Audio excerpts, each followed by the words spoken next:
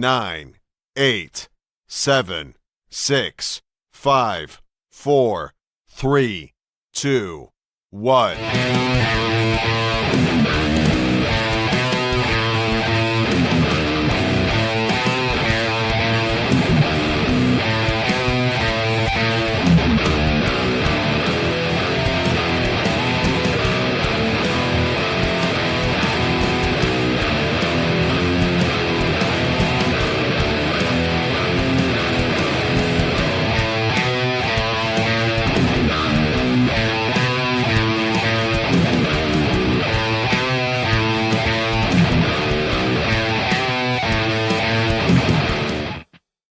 Good evening, everybody. Welcome to Huge Pop Entertainment. We are here tonight with a St. Louis Hall of Fame guest. He is primarily a ring referee and ring announcer. He worked with USA Championship Wrestling. He's also involved with SICW, Southern Illinois Championship Wrestling. He has deep roots in St. Louis territory. He's even got dabbed in some roller derby stuff. He's been a broadcaster with Larry Matzek. He is recognized for his long-standing dedication and many years in the ring. Mr. Simon is announced as an inductee into the Professional Wrestling Hall of Fame class of 2026. Also familiar with the CAC, California Alley Club. Please welcome to the show, Mr. Tom Simon. How are you doing today, my friend? Huge. I am huge. And I'm actually giving you a pop because that's a great introduction. I'm doing great tonight. I had to pay tribute, of course, to Sam Muchnick and Larry Matisic and Mickey Garagiola and all the guys in St. Louis at the St. Louis Wrestling Club. It is my pleasure to be here on Drop the Mic. Thank you, sir. So let's talk way back. I should have said like that. Let's talk about Mr. Tom Simon as a kid growing up watching wrestling. What was that like for you? Oh, well, you have to remember, I grew up in the St. Louis area. Okay. I no longer live there, but I go back as much as I can because I still have family there. But my Saturdays and Sundays consisted of watching Wrestling at the Chase and watching roller derby. All right. On KPLR TV, Channel 11 in St. Louis. They would have roller derby on from 10 to 11 in the morning on Sunday morning, and then Wrestling at the Chase from 11 to 12. Earlier in the broadcast life of Wrestling at the Chase, they would show it on Saturday night at 10 o'clock because it was an independent TV station owned by Harold Koppler, who owned the Chase Hotel. Okay. They would tape originally in the Coruscant room, which is the big ballroom at the Chase Hotel. They would tape on Tuesday nights and then show them on the weekend. All right. And I being a youngster, always thought that they showed it live. And so I watched from 10 to 11 o'clock on Saturday nights. And there was a Saturday night that the main event was Cowboy Bob Ellis against Buddy Rogers. And they were all over the place, and Cowboy Bob Ellis had a propensity to color. He had some, you couldn't tell in the old days because you didn't see the high contrast and the high definition, so you didn't see all the railroad tracks on his forehead. But Buddy Rogers would pick up a glass water pitcher from Joe Garagiola's desk. He was the play-by-play announcer at the time. And Rogers hit Ellis over the head. He started bleeding, and all of a sudden, the screen goes blank. Oh. And I'm going, oh my gosh, I hope they get it back on the air. There was a storm, and it knocked the station off the air, and I thought they were live at the time. So I said, and to this day, I still don't know how that match ended, because the station was off the air for a little while with the storms and everything else. So I started out when I was 5, 6 years old, and started watching wrestling back then and never missed a weekend. And thank God for the advent of VCRs, because I was able to record Wrestling at the Chase and watch it if I went to church Right, on right. Sunday mornings. Watched, Wrestling at the Chase. I watched the Bay Area Bombers roller derby team, and eventually they would start skating in St. Louis. Except it wasn't the Bombers back then. This was back in 1976, Okay. and they were. It was the Midwest Thunderbirds. Of course, the Okay. Thunderbirds were the baby faces at the time, and the teams that would come in, the Philadelphia Warriors, the New York Chiefs, just a lot of good skating teams.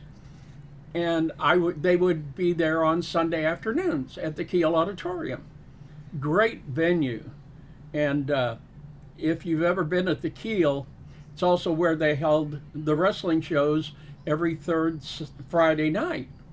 Wow. And from the screen and the firewall which separated the Kiel Auditorium from the Kiel Opera House, there was an entranceway and a long ramp that came all the way down to the floor of the auditorium.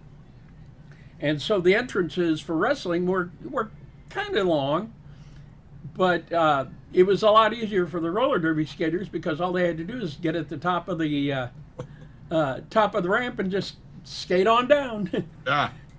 And then they'd get in the ring or on the track and start warming up.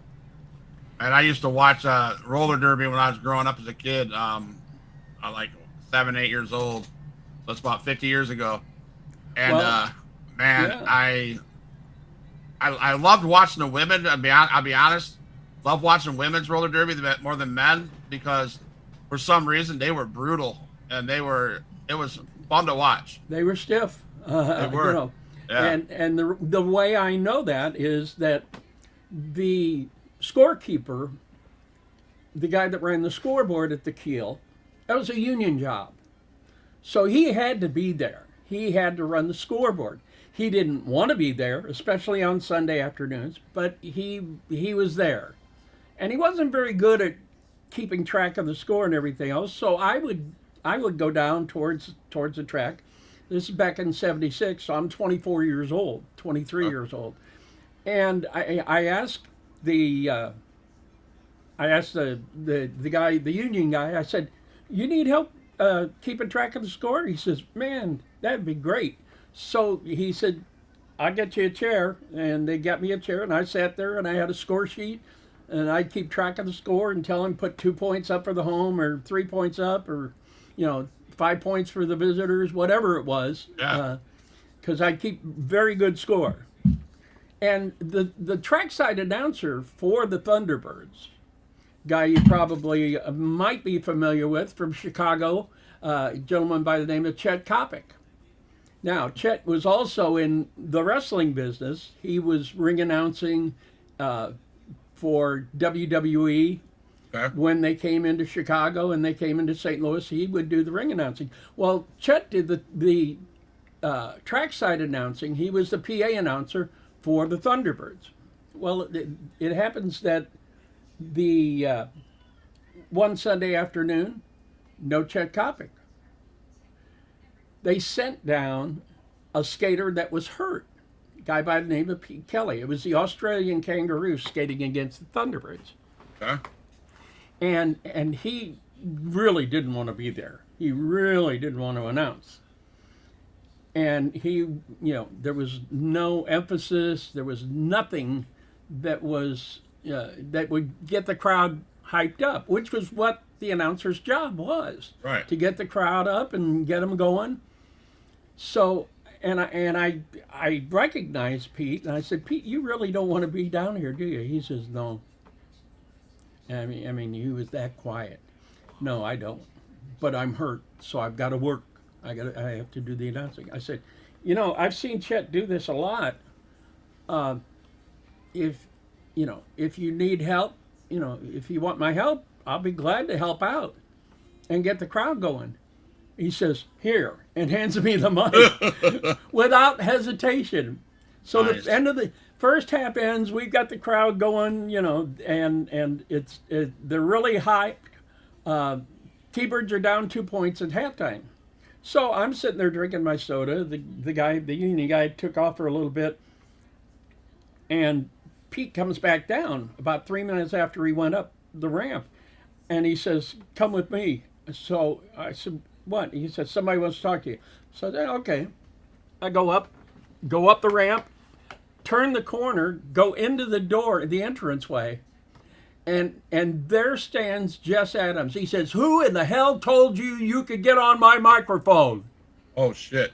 And I go, uh, "Mr. Adams, with all due respect, you could hear crickets out there when Pete was announcing. I was just trying to get the crowd up."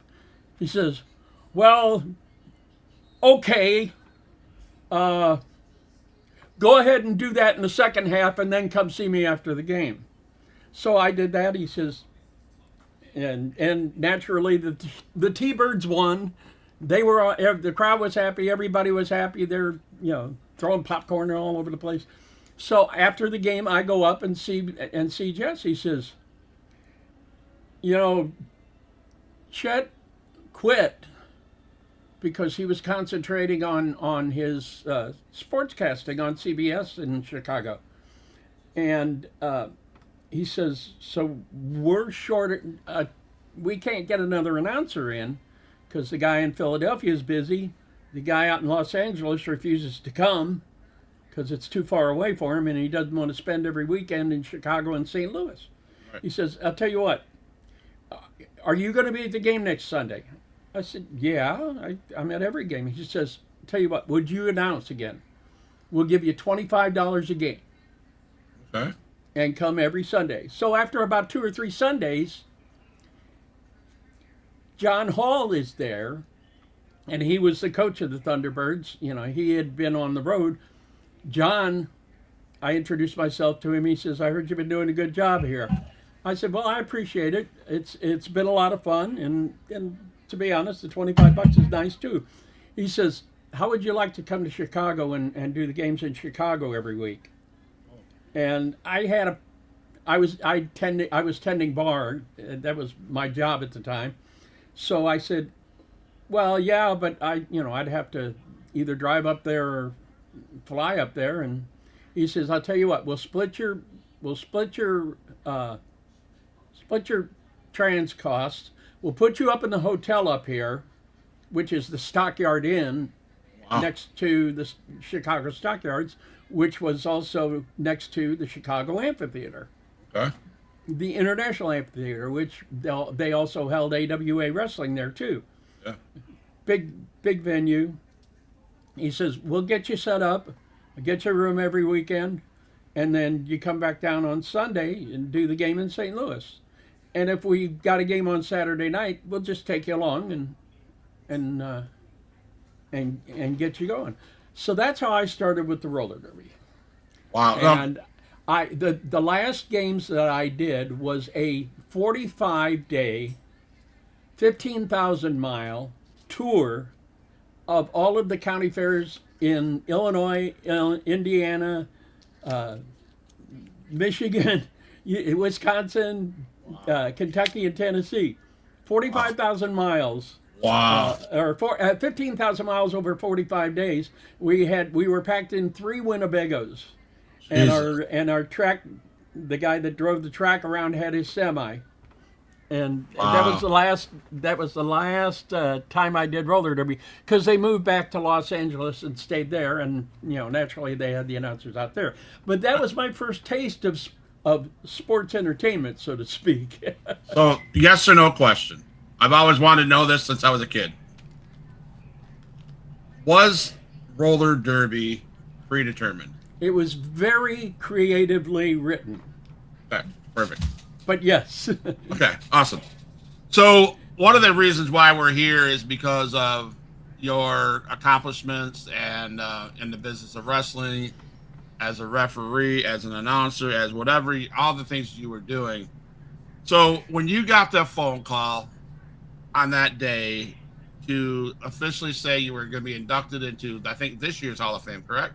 Yes, it's the 2026 class of the Independent St. Louis Wrestling Hall of Fame. What went through your mind when you got the phone call? What did you say? What was, oh my God, just walk us through that day. It was well, Luke Roberts is the media director for the Hall of Fame. Right. He also works with a lot of promotions, and helps out some promotions getting talent for them. Luke and I have known each other since my first days in wrestling with the Mississippi Valley Wrestling Alliance. Okay. And so when, we've been friends for, 20 years. And we always talked. And every time I came home, he lives in Collinsville, Illinois, which is where I grew up. It's about 9 miles east of St. Louis.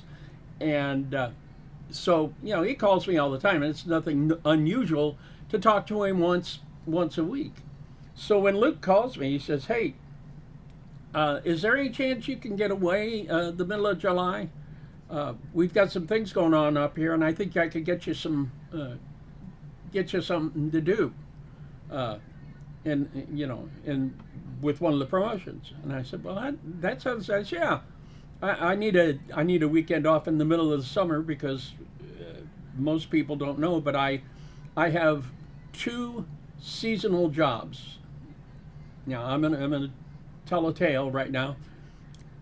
I turned 74 years old in July 27th, and so I've worked at least 2 or 3 jobs my whole life.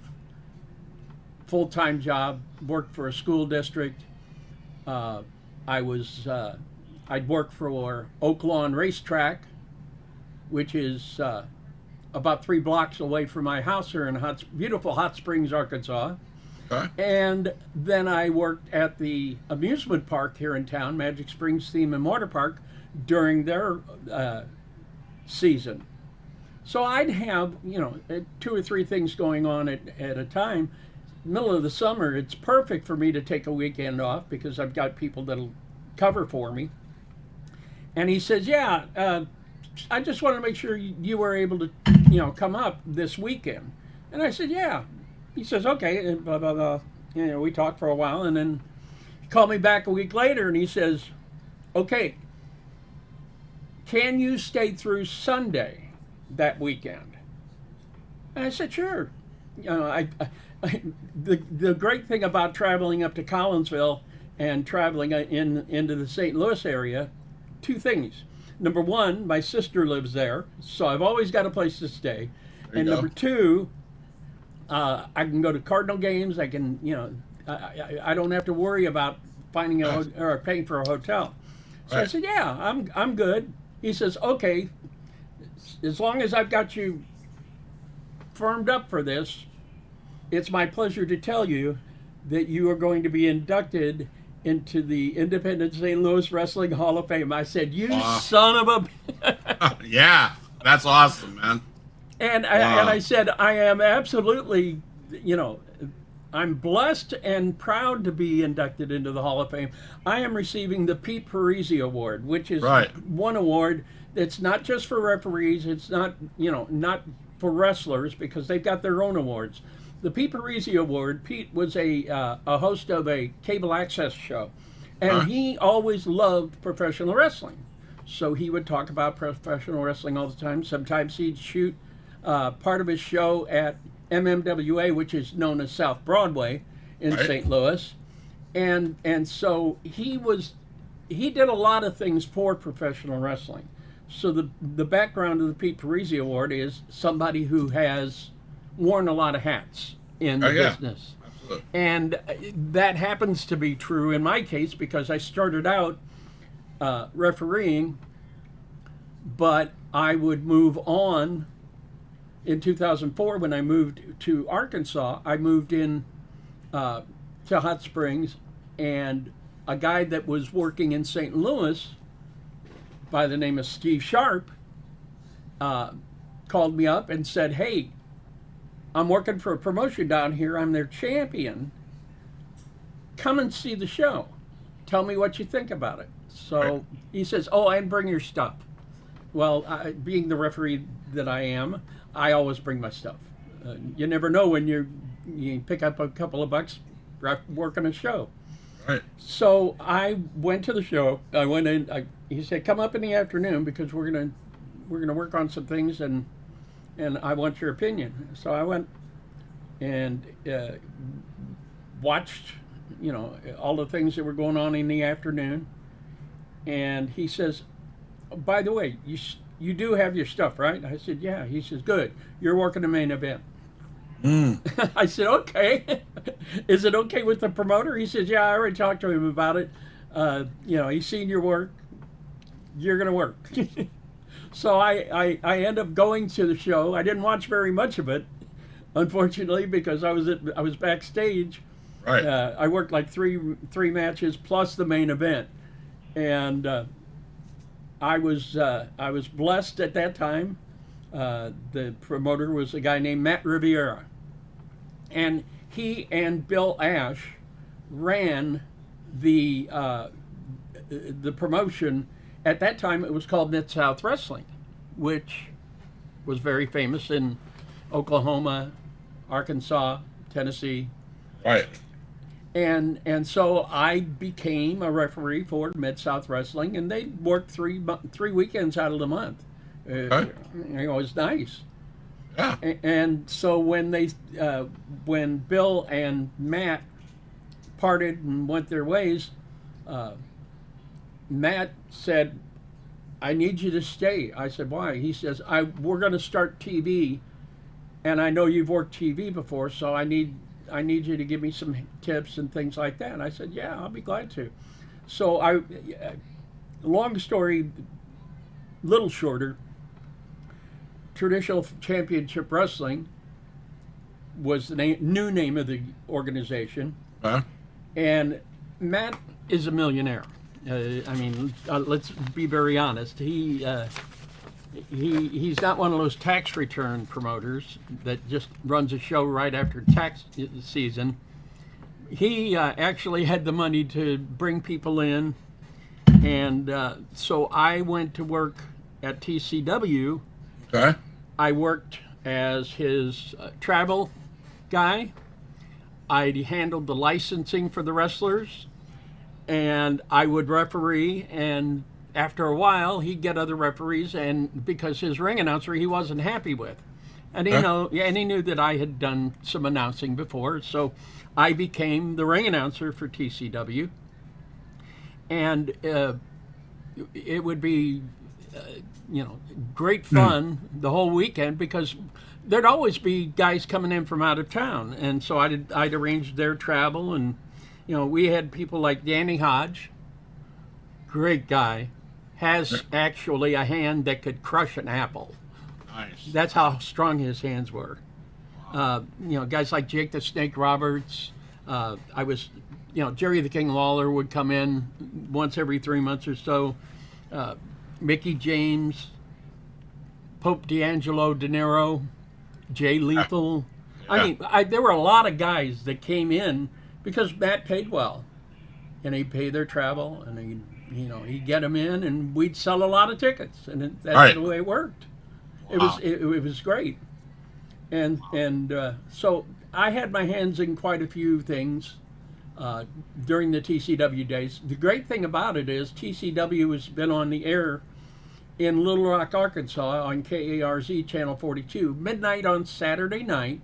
Nice. It has been on the air for the last 13 years. So awesome. Now, we only have 2 years of shows, but they keep repeating the cycle over and over again because the last show feeds into the first show in the 120 show cycle. Okay. And so what happens in the last show, you pick up the story from show number 1. And, that's awesome. And so people go, "No, you're not on." I said, "I swear to God, I'm still on TV, and I look as great as ever." I That's look a awesome. lot younger. Yeah. And so, we, of course, TCW hasn't run in quite a while, but a lot of other promotions in the area knew of me, and I've worked 5 shows this year. It's not a Okay. lot, No. but for 73 years old, that's not bad either. Right. So you've had your hands in a lot of stuff, man, and I'm looking at names that are going to be inducted this year with you: Beast, Marcus Mansfield, Butch Fletcher.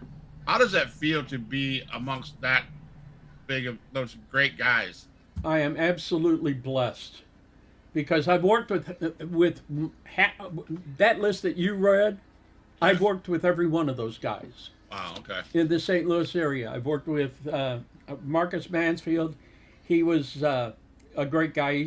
He's passed on, but he was the driver for a guy named Glenn Jacobs when he made his debut in WWF as Kane. Hell in the Cell in St. Louis. It was the first Hell in the Cell. Undertaker against Shawn Michaels. Of course, Steve Sharp was supposed to be a cameraman, but he was too big for the cameraman's outfit. So his brother took his place, Kevin. Okay. And he was the cameraman that got knocked out outside of the ring.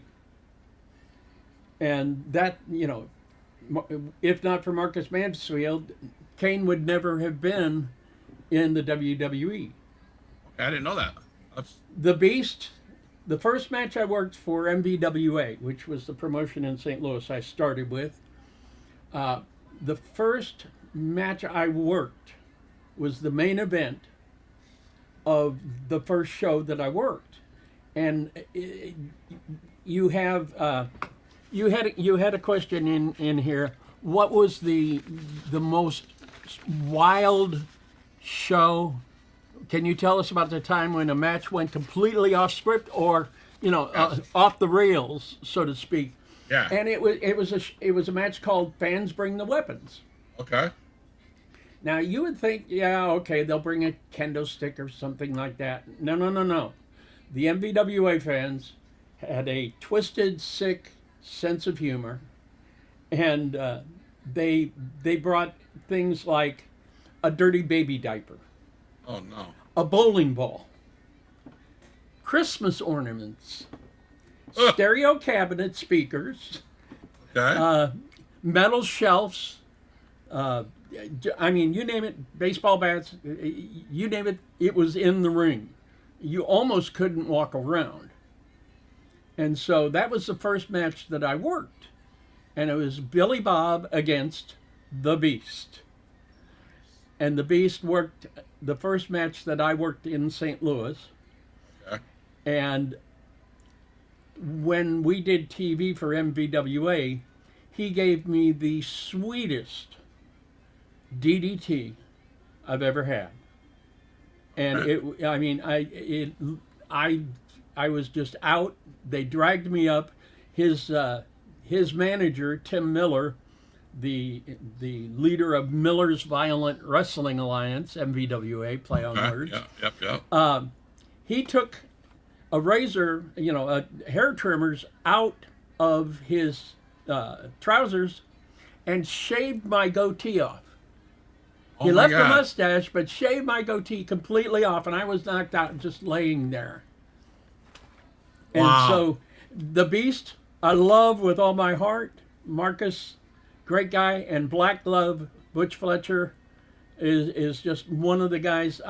To this day, I still talk to Butch and his wife on Facebook quite often. And I'm just truly blessed to be inducted with all of those guys. Big Bad Ben, another guy, Johnny Ramirez, another referee. I saw Johnny Ramirez one time at a place called Pops, or no, not Pops, PT's, Okay. and it was a gentleman's club, and they had mud wrestling, and Johnny was the referee for that. There of you course, go. everybody knew Johnny Ramirez because he was from Fairmont City in Illinois, Right. and he refereed for Sam Muchnick for years There on you go. Wrestling at the Chase. Yeah. So, go ahead. No, go ahead. So as the day gets closer to the induction, and I'm sure you've probably thought of what you wanted to say, but without giving it too much away, what's your core message going to be to Well, the fans, to the Wrestling Hall of Fame? the thing, and I have not written my speech yet. Okay. I've jotted some notes down, but I haven't put the speech together. The guy that's going to induct me is Steve Murphy, and Steve was my first promoter. Okay. He was the guy that ran the Mississippi Valley Wrestling Alliance. Okay. He also had a deal with the St. Louis Post-Dispatch. They would have this hotline where you could call and get the news recorded, recorded news, stock markets, Right. weather, and they had the wrestling hotline. And there were two extensions for the wrestling hotline. The first one was Blackjack Brown's National Wrestling Report, Okay. and it'd be about 5 minutes long. And the second one was the MVWA Pro Report, and it was hosted by Steve Murphy. Okay. Steve was the promoter of the MVWA, so it just made sense that he would do the MVWA Pro Report. So when he did his report, I'd call all the time, and it was a local number for me. And he came out one time with, fans were going to have tryouts for wrestlers and referees and announcers this Saturday at occasions on Lemay in Lemay, Missouri. So if you've ever wanted to be in the business, here's your chance. And so I went to the tryouts, had a referee shirt on, black pants, had never worked in the wrestling business at the time, but had worked in roller derby. Right. So I was familiar with the work. During the afternoon, they had guys in there doing tryout matches and things like that.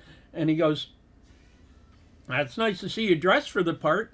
Go on up and referee this match." So I go in, and having seen wrestling on TV for so many years, I knew where the referee needed to be and where he needed not to be. And it was, I did a pretty good job. And one of the guys that was there was Luke Roberts. Huh? So I introduced myself to him, and he had a show. He says, "We've got a show tonight. Would you be able to stay for it?" And this was Steve. And I said, "Sure. Why not?" Right. Absolutely. Had a ball, and that led to the first match that I ever worked, which was the Fans Bring the Weapons match. I knew nothing about what was going to happen in the match. In fact, that's been my philosophy for the most part. I don't want to know everything that you guys are going to do in the ring. Right. I want to call it like legit. I want, if you're choking, I'm going to count. If you can be sneaky, Right. but I'm going to try to watch what you're doing. Right. And so for that match, that Fans Bring the Weapons match, they said, all you need to know is there's going to be a time when Billy Bob will tell you, stand behind me. Okay. And that's all he told me. I said, okay, sounds good. And we got to the point in the match. Most of the time I'd stay outside the ring. He says, get in the ring. Stand behind me. And all of a sudden, he had this metal shelf, swung it back, hit me in the forehead, and I go down. Dang. And I figure I probably was supposed to get hit with that, so I'll stay down. I had my arms back, and Steve Murphy was at ringside. He grabbed me, pulled me over. They're trying to wake me up. He says, "Don't wake up! Don't wake up! Don't wake up!" Da da da da da. And they're shaking me, and then all of a sudden, when the end of the match is coming about. The Beast hit Billy Bob with a VCR, Okay. and he went down, and his head landed right between my legs. Dang. And I was lucky I was close enough to the side of the ring he says, Steve goes, don't move. I said, okay. And he goes down. As soon as he goes down, they shake me. I roll over, count very slowly to 3, and that was my induction in St. Louis wrestling as a referee. Nice story. So, looking back. And that led to Steve Murphy is the one that's going to be inducting me into the Hall of Fame. And, there you go. That's what this whole story was about, to get to the point that Steve's going to be inducting me. And some of the things that I'm going to bring up are the great memories, of course, of St. Louis wrestling, the great tradition of St. Louis wrestling, and how blessed I was to be included in this brotherhood for 50 years. Brotherhood. You said that name, and I can only imagine how important brotherhood is to you guys back in the day. Even legends like you and compared to brotherhood now. So my question would be, how has wrestling evolved from the time you've got in the business to 2026? Do you think that we're missing what you guys had back in the day?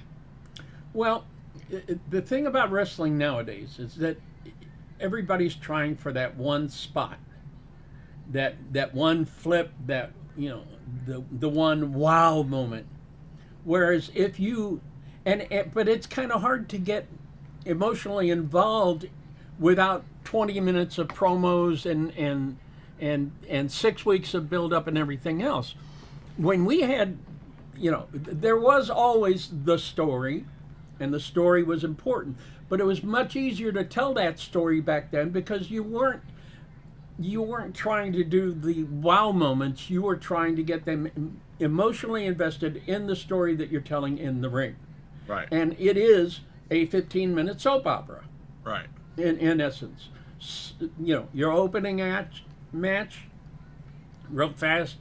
A lot of real quick, smaller guys, usually, and the night would build, not just each match. Right. There were some matches that were more important than others. We were lucky enough to have cable access TV, right. So we were able to build these stories, but you still you weren't going to see the end of the story unless you came to the live event. Right. Okay. And so it was very important to tell those stories, and even if you hadn't seen the TV and you came to the show, there was still a build-up, a beginning, a middle, and an end of the story in almost every match. And if it wasn't the end of the story, it was, oh my gosh, you're going to see these guys in the ring again, pretty soon, because they haven't finished telling their story. They haven't finished the business that they had with this other team or this other guy. And so it was formulated to tell the story. It's always been that way. Yeah.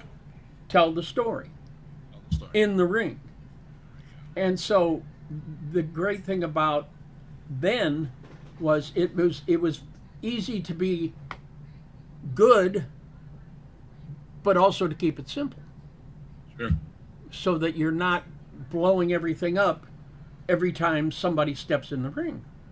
It's harder nowadays to get people emotionally invested in what you're trying to do all night long. You never want to be the match that loses the crowd. Right. Yeah. So you've got to do your job. You've got to tell your story. And everybody that's done that and been successful has lasted a long time in the business. I can tell you said something that is 100% correct. You don't want to be the match that blows the the TV show. Yeah. Because if you are, look on TikTok the next day, and everybody will tell you. We wish you well in your future endeavors. Yes. So, talk to us about the locker room. How was the locker room? How important is the locker room to you? And how important is it to just shut up and listen to the legends in the locker room? Oh, there are some legends that I absolutely loved because they would, they'd watch the other matches. They'd give the guys constructive criticism about, you could do this a little bit better, or what if you did this and this? But they weren't trying to reinvent the wheel with all the guys that were in the locker room, and and the guys in the locker room appreciated the feedback. They weren't going to get a 20-minute lesson. They were just going to get, yeah, this was good, this was good, this was good. Watch out for this. If you guys wrestle again, watch out for this because this could have been a disaster moment for you. And so for the most part, I didn't get to spend as much time in the locker room as the guys did. Okay. Because if I'm ring announcing, I'm sitting out next to the ring. Right. And if I'm refereeing, I'm out there 1/3 of the time. Okay. And I'm back in the back, either getting ready for the next match and I always tell the guys, I don't need to know every spot. If you need to tell me something that I need to watch out for that will keep us all safe, tell me. Otherwise, I don't want to know anything. Right. Because I want to call it legitimately in the ring. I want to be the guy that acts like he's the guy in charge. And, if there's something I need to know, like on tag matches, the big trick is, double teaming the guy when you're, right. They're beating up the guy when the other guy pulls you off to the side and he's talking to you. If I need to know that, just tell me in the ring. Just come with me. Those are my favorite words because I'm going to miss something. And the crowd's going to yell at me because I'm missing something. But he said, "Come with me," so I went with him. Absolutely. So now, but it is great to be in the locker room, and there are some that were more willing than others. Right. Some guys came in for the payday. Some guys came in to make a difference, and help guys out. So if I say the words, "Wow, we just created an absolute magic tonight," what match that you were in, either wrestling, announcing, ref, roller derby, what match can you say that was the first thing you said, "Wow, we just created magic"? I've had a number of those. One of them was the Golden Boy Greg Anthony. He was the AIWF champion for a while. He's got his own promotion down in Dyersburg, Tennessee. It was him against Jerry the King Lawler. This was at Fort Smith, Arkansas, and it was unbelievable because everybody knew Jerry's shtick. If the strap goes down, that's it. And but Greg and Jerry said, let's do something unexpected and make it memorable, because Jerry's in the main event anyway. So as a result, you're going through and you're going, what is it that they could do that nobody would expect to see, and nobody would expect to see the Golden Boy Greg Anthony defeat Jerry Lawler. Right. Because Jerry's the star. I mean, he's the guy he's the king of Memphis. Yeah. But it happened. Unfortunately, I was refereeing and I got bumped, and it took me a little time to get back up, and something had to have happened. I couldn't tell you what it was because I was knocked down and groggy. Right. But it would what tickled the crowd the most was Jerry got his revenge.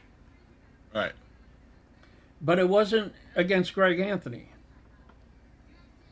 Jerry took me out. Oh. And I was honored.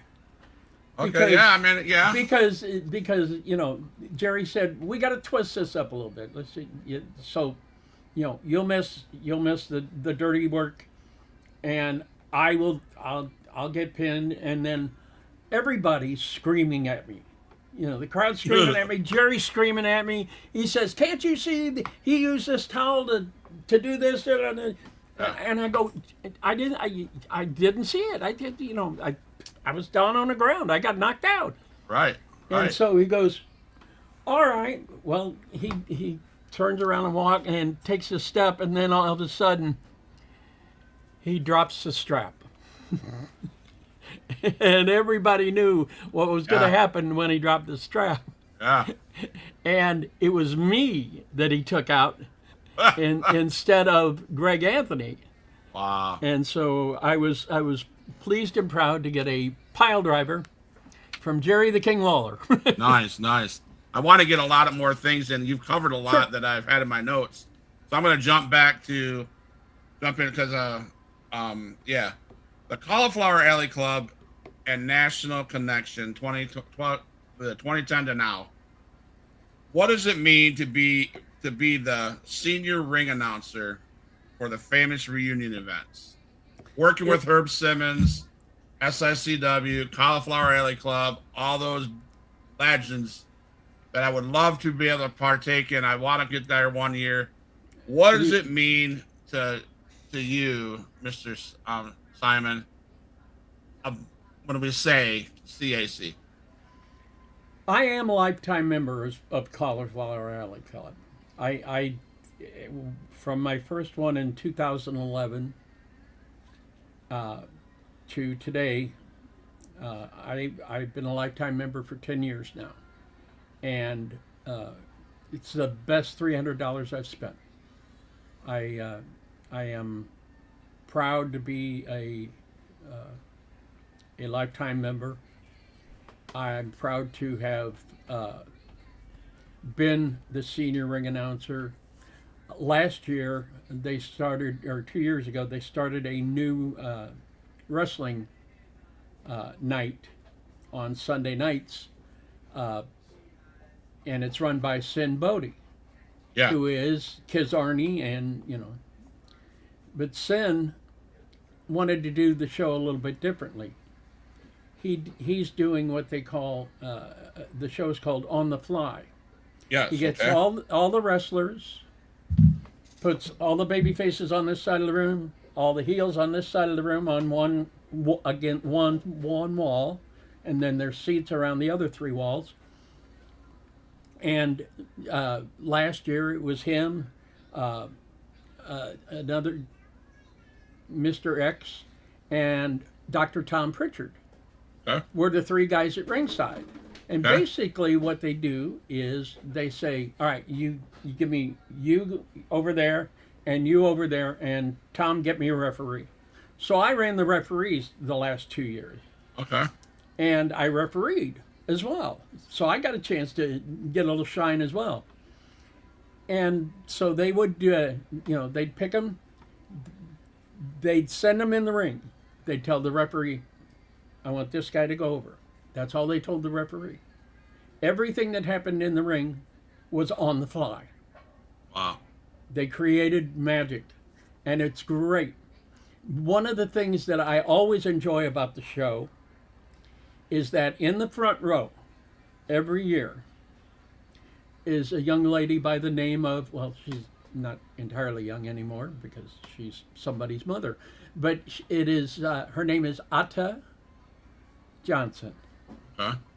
And Atta sees me every year and says, we're going to get our picture together, right? I said, yes, ma'am, we are. We sure will. Well, Atta Johnson happens to be the mother of Dwayne Johnson. Wow. And Atta makes it a point to make sure that we get our picture taken together every year. That's awesome.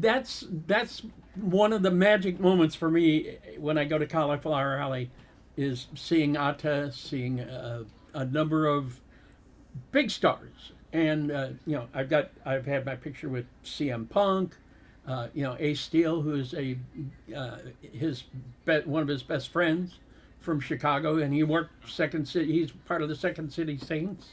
Yep. Last year we had Santos Escobar there to Oh. induct his father, give Nice. his father the award. Wow, that's awesome. Every year and I know they publish the list of a number of the honorees coming up. Jimmy Corderas is going to be the referee. He gets the referees award, the Charlie Smith referees award this year. It's 3 or 4 days of just all wrestling, all the time. I saw Jerry Jarrett right before he passed away. He came out because Jeff got an award one year, Yeah. and it's always fun. Everybody is there for one reason, and it's for fellowship. Right.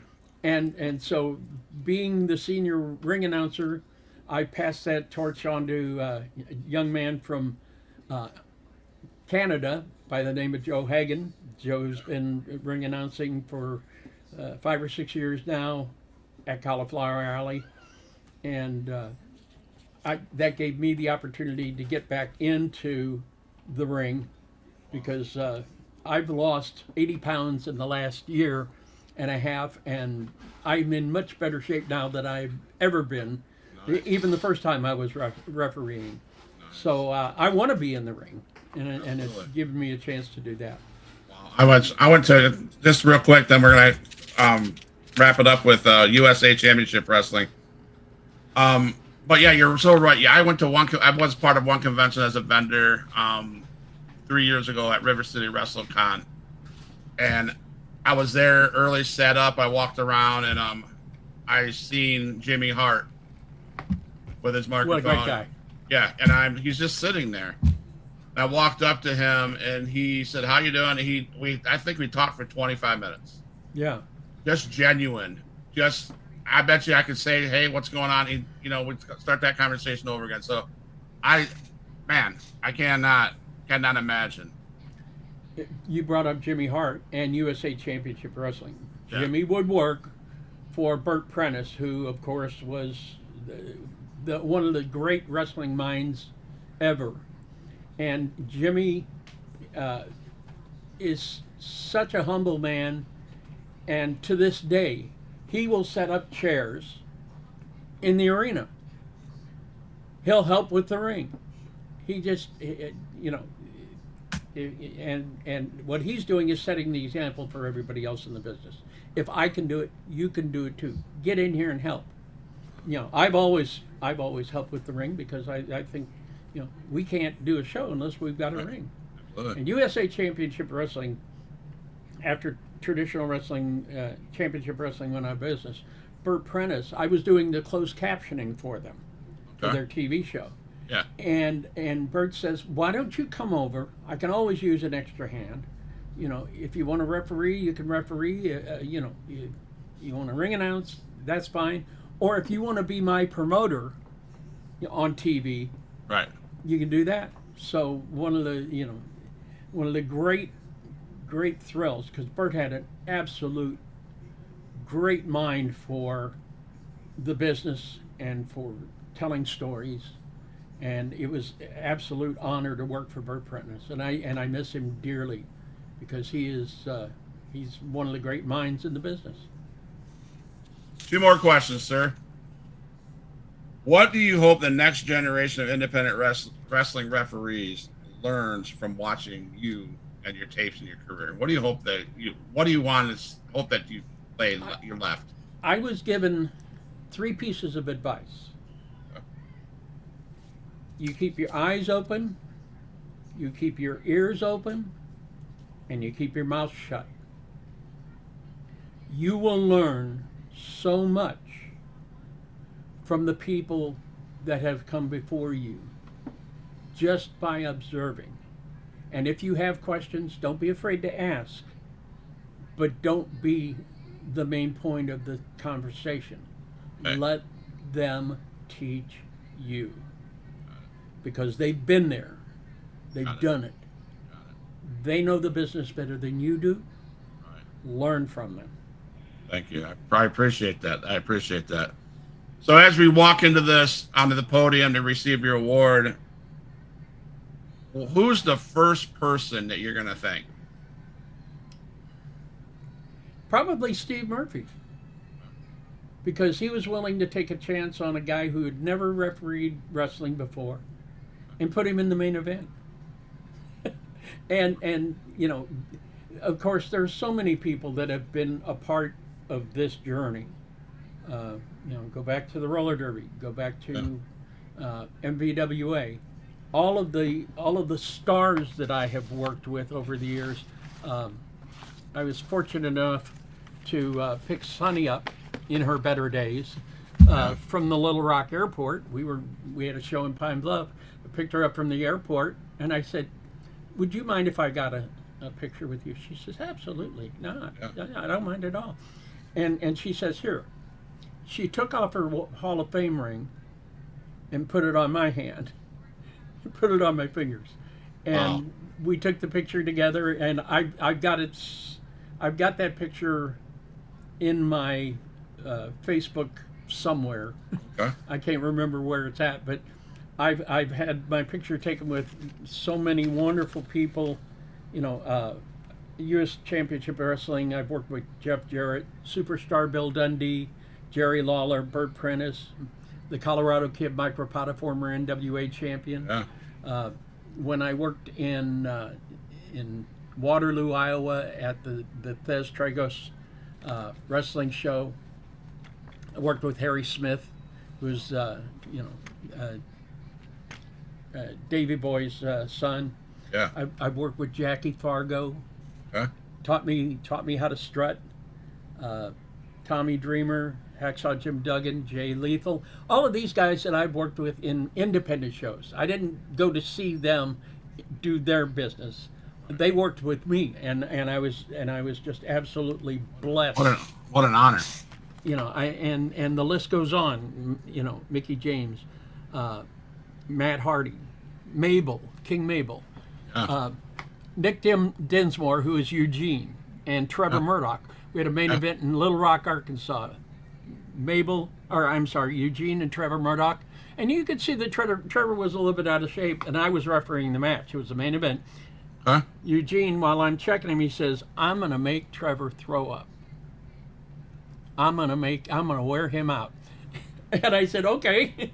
And sure enough, after the match was over, Trevor takes off, hits the door, and loses it outside because he just wore him out. Wow. And it was great because Nick Dinsmore, a great guy. You know, I've worked with Tim Storm, who is now one of the voices of NWA wrestling. Yeah. Tim was our champion for a while. Lance Hoyt, who is now in the Don Callis family. He worked in USA or with Traditional Championship Wrestling. Barrett Brown, great youngster from Texas, and beautiful Bobby Eaton. What a guy. Yeah. I had Chris Cruz, beautiful Bobby Eaton, Matt Riviera, Golden Boy Greg Anthony, Jeff Jett, and all of those guys and Bobby in my living room when we taped the first show of U.S. Traditional Championship Wrestling for YouTube. And so I've been a lucky guy in my life.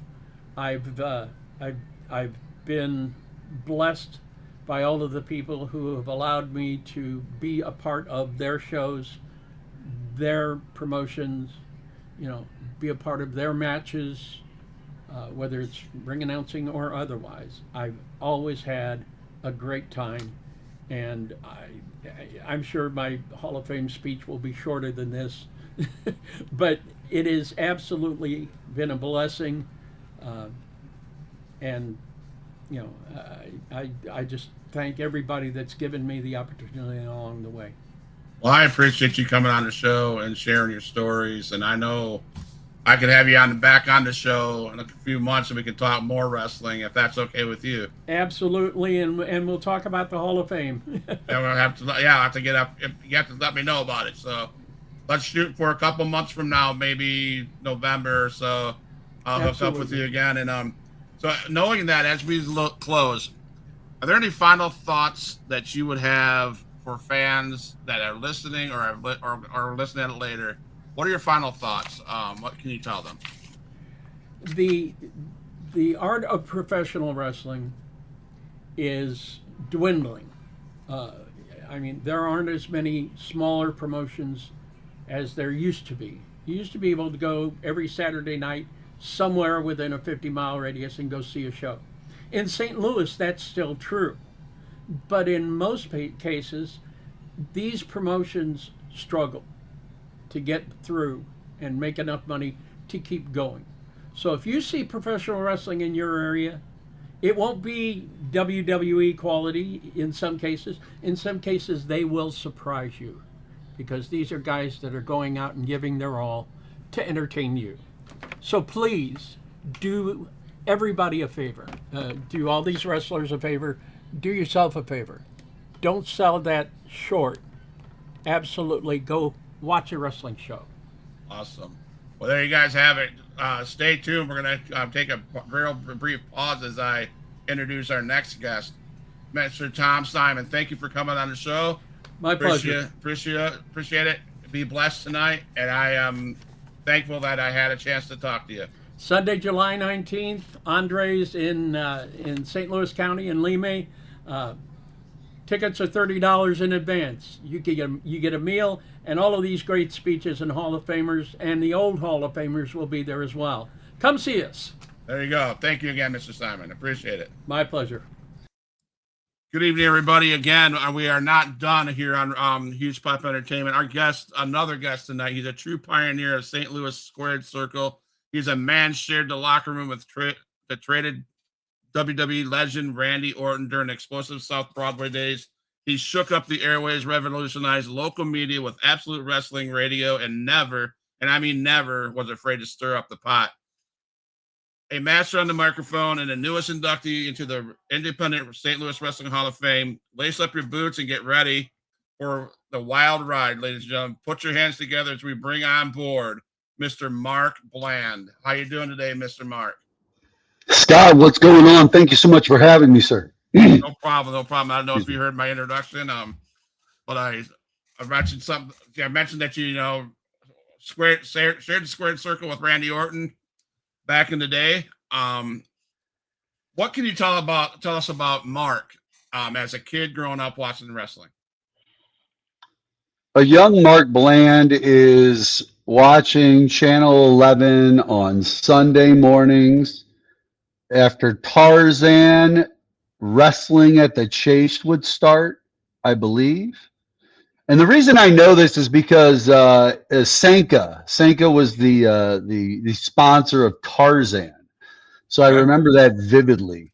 And so Wrestling at the Chase would come on, and a young Mark Bland would be stuck in front of the TV watching all of its favorites and enjoying his life at that time. That's what I would be doing. Probably finding my brother, trying a sleeper hold on him or something like that. You know, the typical things a young person who thinks about these things and dreams about them for the first time would do. If you don't mind, I'd like to share a story about my brother. You mentioned your brother. I shared a story with my brother, wrestling story. We're watching Saturday night's main event with Sid Vicious. What do I smell? I smell a power bomb, right? So my mom and dad warned me, do not let your brother, who is only 7, come in your room. He needs some sleep. Don't let him come in your room to watch the show. Right. Knock on the door. Brother says, hey, Scott, can I come in? I said, sure. Come in, but you got to be quiet. We don't want mom and dad to hear us. What does dummy me do? I pick my brother up and in the position, and I power bomb him. His feet hit, knocks the light shade off, which is glass, by the way, smashes to the floor, breaks. Before I could get anything picked up, my dad comes up and said, he looked at me, and I knew that I was in trouble. So, but these moments kind of set themselves up, is what I'm saying. Right. So I want to start. I don't want to miss out on this. The Hall of Fame. How did it feel when you were inducted into the Independent St. Louis Wrestling Hall of Fame alongside fellow members like Luke Roberts? It was an amazing feeling. Like it was a pleasure. It was, you get into a business, right? And I think it depends on the type of person you are. Something that they never talk about in pro wrestling that I think is interesting is that there's two types of wrestlers. And if you know pro wrestlers and you talk to them, they'll tell you there's two types of pro wrestlers. There's the ones who like the show aspect and like the performance aspect of the business, right? Right. And then there's the ones who like the athletic aspect of the business. The idea of the old pillow fight on the bed with your brother, and you didn't hold back, and you would throw the clotheslines, and you would just whip them into those corners, and you would take those belly to backs and all that. Like that kind of vibe and what you are looking for in the fight that you're kind of thinking, oh, that's something I'm catered for, right? Like, so when you're young, right? When you're fighting with your brother, we were talking about brothers, right? You're fighting with your brother and whatever like that. Yeah, you're going to lay it in on each other pretty heavy, but you're not trying to kill each other, or mom and dad are going to basically ruin every holiday for the next umpteen weeks, right? Right. Yep. So you lay it in good. What you do when you get older is you go, all right, okay. Now, you got to understand, when I started in this business, yes, MMA does exist. It has been around for a while. The Ultimate Fighting Championships is something that's there, but we're in the 90s, okay? The Ultimate Fighting Championships haven't been picked up by Dana yet. They haven't turned into what they would eventually become with UFC. Right. So that wasn't really something that was something that certain people gravitated towards. Is what it came down to. Yeah. And other people gravitated towards the wrestling business like I did. And, with Wrestling as a Chase being such a big thing in St. Louis, especially in the 80s to kids, or even the 70s to kids, my point being is like MMA wasn't as popular, wasn't like a focal mainstream sport at that time. So wrestling was. So you get into wrestling, I'm looking for dudes who want to throw down a little bit. Right. I want to lay it in. Right. Dude, me and Orton always liked that. Me and Ace Strange always liked that. It doesn't matter if you find someone that likes to lay it in, likes to have a good match, doesn't mind if they take a couple shots on the face here and there. And you're like I said, the shots you're taking shots, but they're not like full out trying to really rip your head off type shots. So it's like, yeah, you're getting tagged, but you're holding in. You know what I'm saying? And here's the thing: pro wrestlers, like I said, they could take a hell of a beating.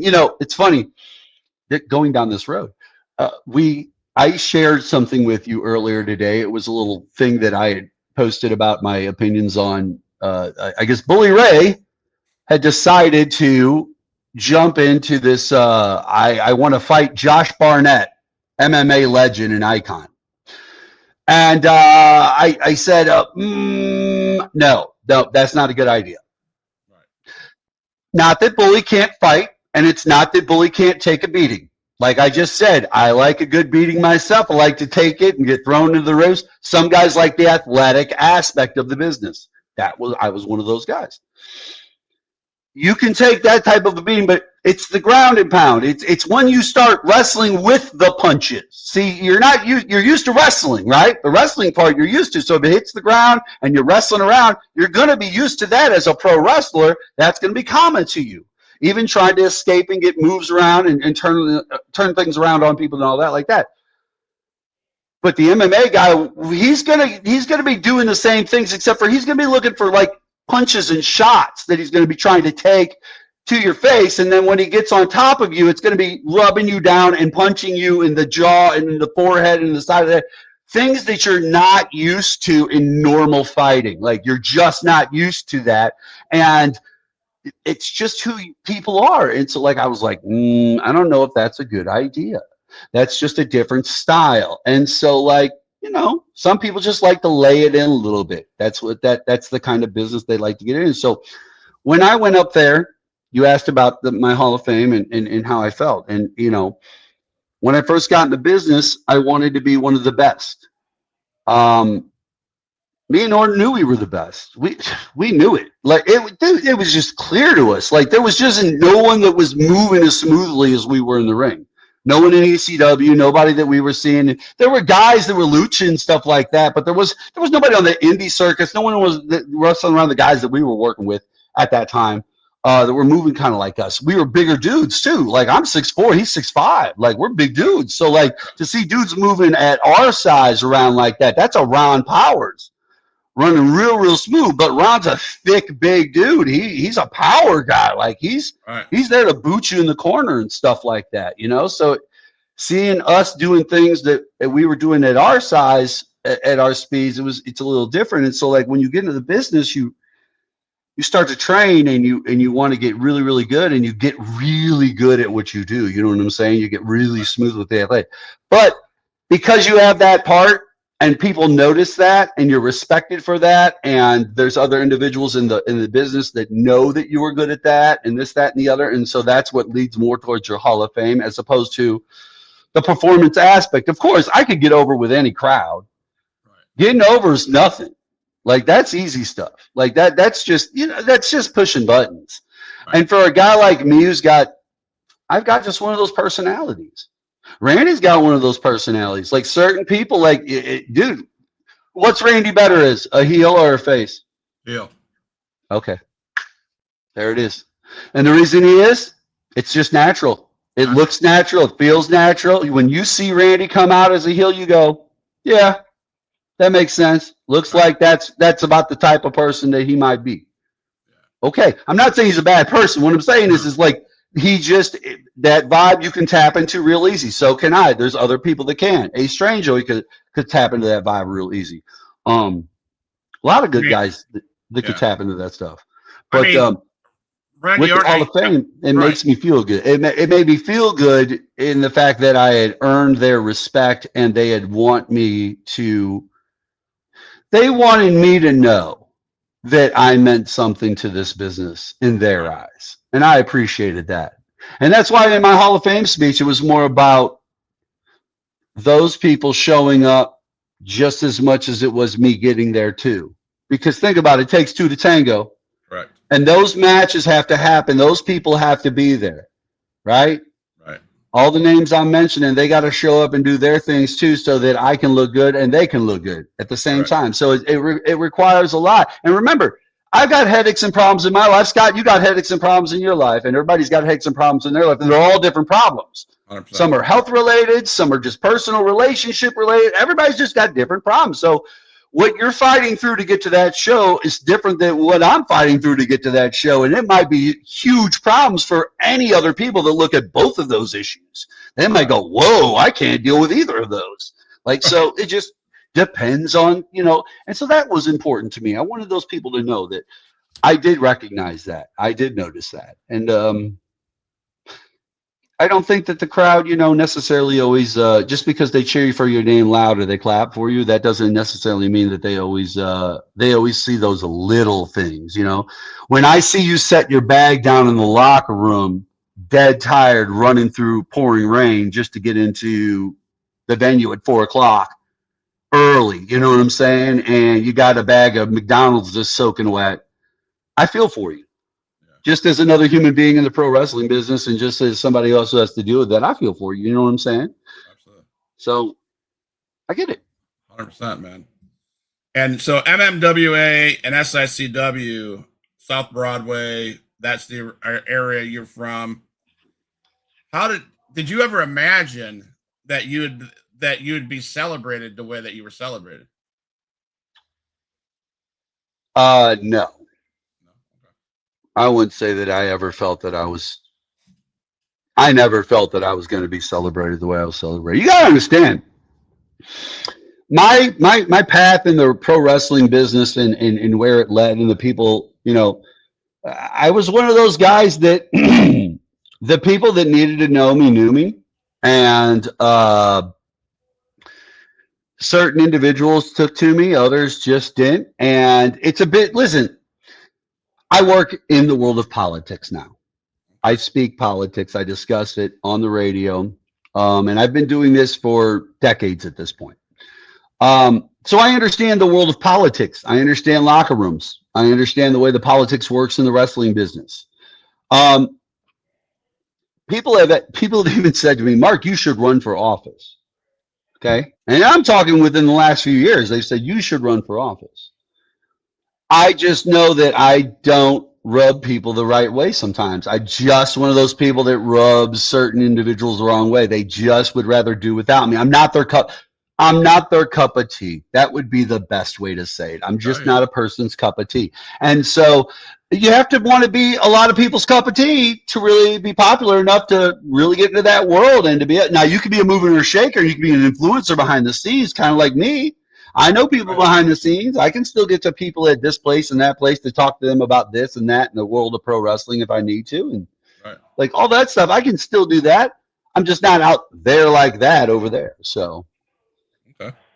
So you are a very powerful speaker, and I love it because it just makes the show that much better and energetic. So what is your favorite story that you can tell with your experience with Randy Orton before he went to OVW? And did you see the potential in the Legend Killer when you were working with him doing your thing? Randy was a natural.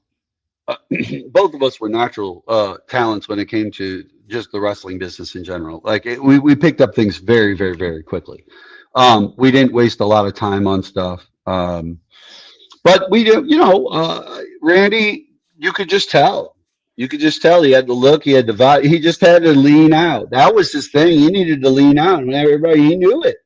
But at that time in wrestling, see, you got to remember that's when the Rock's all oiled up, and them roids are going big in the business, and everybody's moving things, and it's like that could be a very attractive situation potentially when you're trying to do things. A guy like that never even looked that direction. And he didn't need to. He was just great at athletics. Like he was going to put in the work in the weight room every single time. And I watched Randy put the time and the effort in the weight room. I've lifted with him before. So this is not something that I couldn't see all the aspects and the pieces coming together. Now, don't get me wrong. Having a dad who is a generational talent himself doesn't hurt by any means. But at the same point, Randy, definitely, listen, we both had the same theory in life. We do want your respect, okay? But we don't need you to just hand it to us. You just give us an inch, we'll earn the other 99. Right. That's kind of how we work. You give us an inch and we'll earn the other 99 is how we do it. And so that's all we want. We want that 1% of your trust, and then we'll give you the other 99 you're looking for to make that 100 whole exactly the way you think it should be in a relationship that's like that. And that's kind of like the way that we focused on our business aspects and the way we worked with individuals in the business too. The kind of trust that we wanted to put into them and we wanted them to put into us. So talk to us about training. What training was like for you, Mark? Tiring, man. Dude, listen, when you first start in pro wrestling and you're taking bumps for the first time, people don't understand. And by the way, when I'm doing it, I'm doing it at the old South Broadway Athletic Club Annex building where we would do all of our training, where the boxers would also do their training for Golden Gloves and everything else for South Broadway. Really talented boxers would come through all the time. Amazing talent. But when we would wrestle, that ring, they didn't have jacks. The ring didn't have jacks. Like the jack that was in the ring was like blown out. It was busted. The only time that the ring hit right was when you were doing like a superplex. Outside of that, like even on a straight suplex, you weren't getting any love. When you hit that ring, it was a mat. You were on a wrestling mat, like at a gym, and you were doing all the bumps off the ropes, but straight to just a mat is what it was. And it hurt. It was painful. That one was. Now, everybody else's training is not the same. Everybody trains in different places. I got people that can verify all of this because they trained in the same ring I did. They were there for years and years and years. Okay? So This isn't one of these things where it's like, oh, you're just trying to say your ring. Nope, nope. My ring just didn't have a good jack in it, and it was busted out. It was horrible. And so, like, it was a dead spot ring, and so that's what you had to work with. Tough, painful. So, I mean, think about this. You want to be a pro wrestler, right? All right, first things first. You gotta want to wrestle. Do you like to wrestle? You gotta want to get in there to physically tangle it up with somebody. You got to be willing to get into a fight with another individual and it not bother you. You know what I'm saying? I'm not saying like you're just a demented individual that's just going around beating up people. No. You have to be willing to accept and get into these type of altercations and things, because things can go sideways sometimes. You're dealing with grown men. Sometimes they're having some emotional whatevers that day over some other stuff, and it can leak out. Sometimes it's just the way things are going in the match. Some people are perfectionists, man. And when it's not going well in the match or it's not hitting on the spots that they want, they start to get angry at themselves. And when they do that, they start lashing out in different ways. You know what I'm saying? I said, dude, one night in Indiana, dude, I took it to a do with a chair. Hardcore in the main event of this one wrestling match, and I busted open his forehead, but not before he basically almost gave me my ocular socket into my back of my throat. So it was justified in what I was coming after and doing. But you also got to remember too, you make a move like that, you're in a town that you're not familiar with, around people that are not your friend because they pay you to be there. And by the way, they paid you to be there. Do you see what I'm saying? So like, they're not going to have like they should have your side because they want you on the show. But once the show's over, they don't have to have your side anymore. Is what I'm trying to say. And so like, you got to be careful when you make moves like that because that can get out of control. Yeah. Let's just say I didn't stick around in the locker room long after the show. I can tell you that. Was there ever a moment during training that you said, nope, this isn't for me? No. Okay. But I can tell you I have watched athletes from other professional sports get into a ring in front of me for a week or two and then make a decision that is not what they feel that they want to do in a consistent basis. Okay. So I go, okay. And they're very good at their sports. They're professionals. So what was the moment that you said, yep, Mark Bland's going to be a wrestler? Yep, that's it. Okay. I had a friend named Jason. Me and Jason were best friends, and Jason was killed in 1997. Now, to preface this real quick, we would watch Monday Night Wrestling. We would watch WCW Nitro, and we would watch Raw. And you got to remember, we're talking 95, 96, so we're watching Scott Hall and Kevin Nash show up over there, but like we haven't turned into the Monday Night Wars of 97, 98, 99 yet. We haven't gotten down the road enough yet. And so like we had talked about maybe going to the WCW power plant because we had heard about it and being a tag team. Because I'd always wanted to be a wrestler when I was a kid, and he was like, oh, dude, it would be a blast to get in there and do this stuff. So, like, we were thinking about doing that stuff. Well, time went by. Life goes the way it goes, as you know. And Jason passed away, was killed. And I was depressed, man. I lost my best friend. It was a horrible year. Life was crappy. Oh, I guess I'm on the internet. It was shitty. It was just bad. It was bad. And at a certain point, like, what do you do? Like, do you sit there and do you just keep feeling sorry and feeling like crap because of stuff? Or do you maybe just try to find something to get your mind off stuff? So that's kind of how I looked at it at first, was just like, I just want to get my mind off of it, and it took my mind off of it a bit quick. But I also realized quickly once I started doing this stuff and kind of like learning a little bit, right? Getting into learning bumps and stuff like that.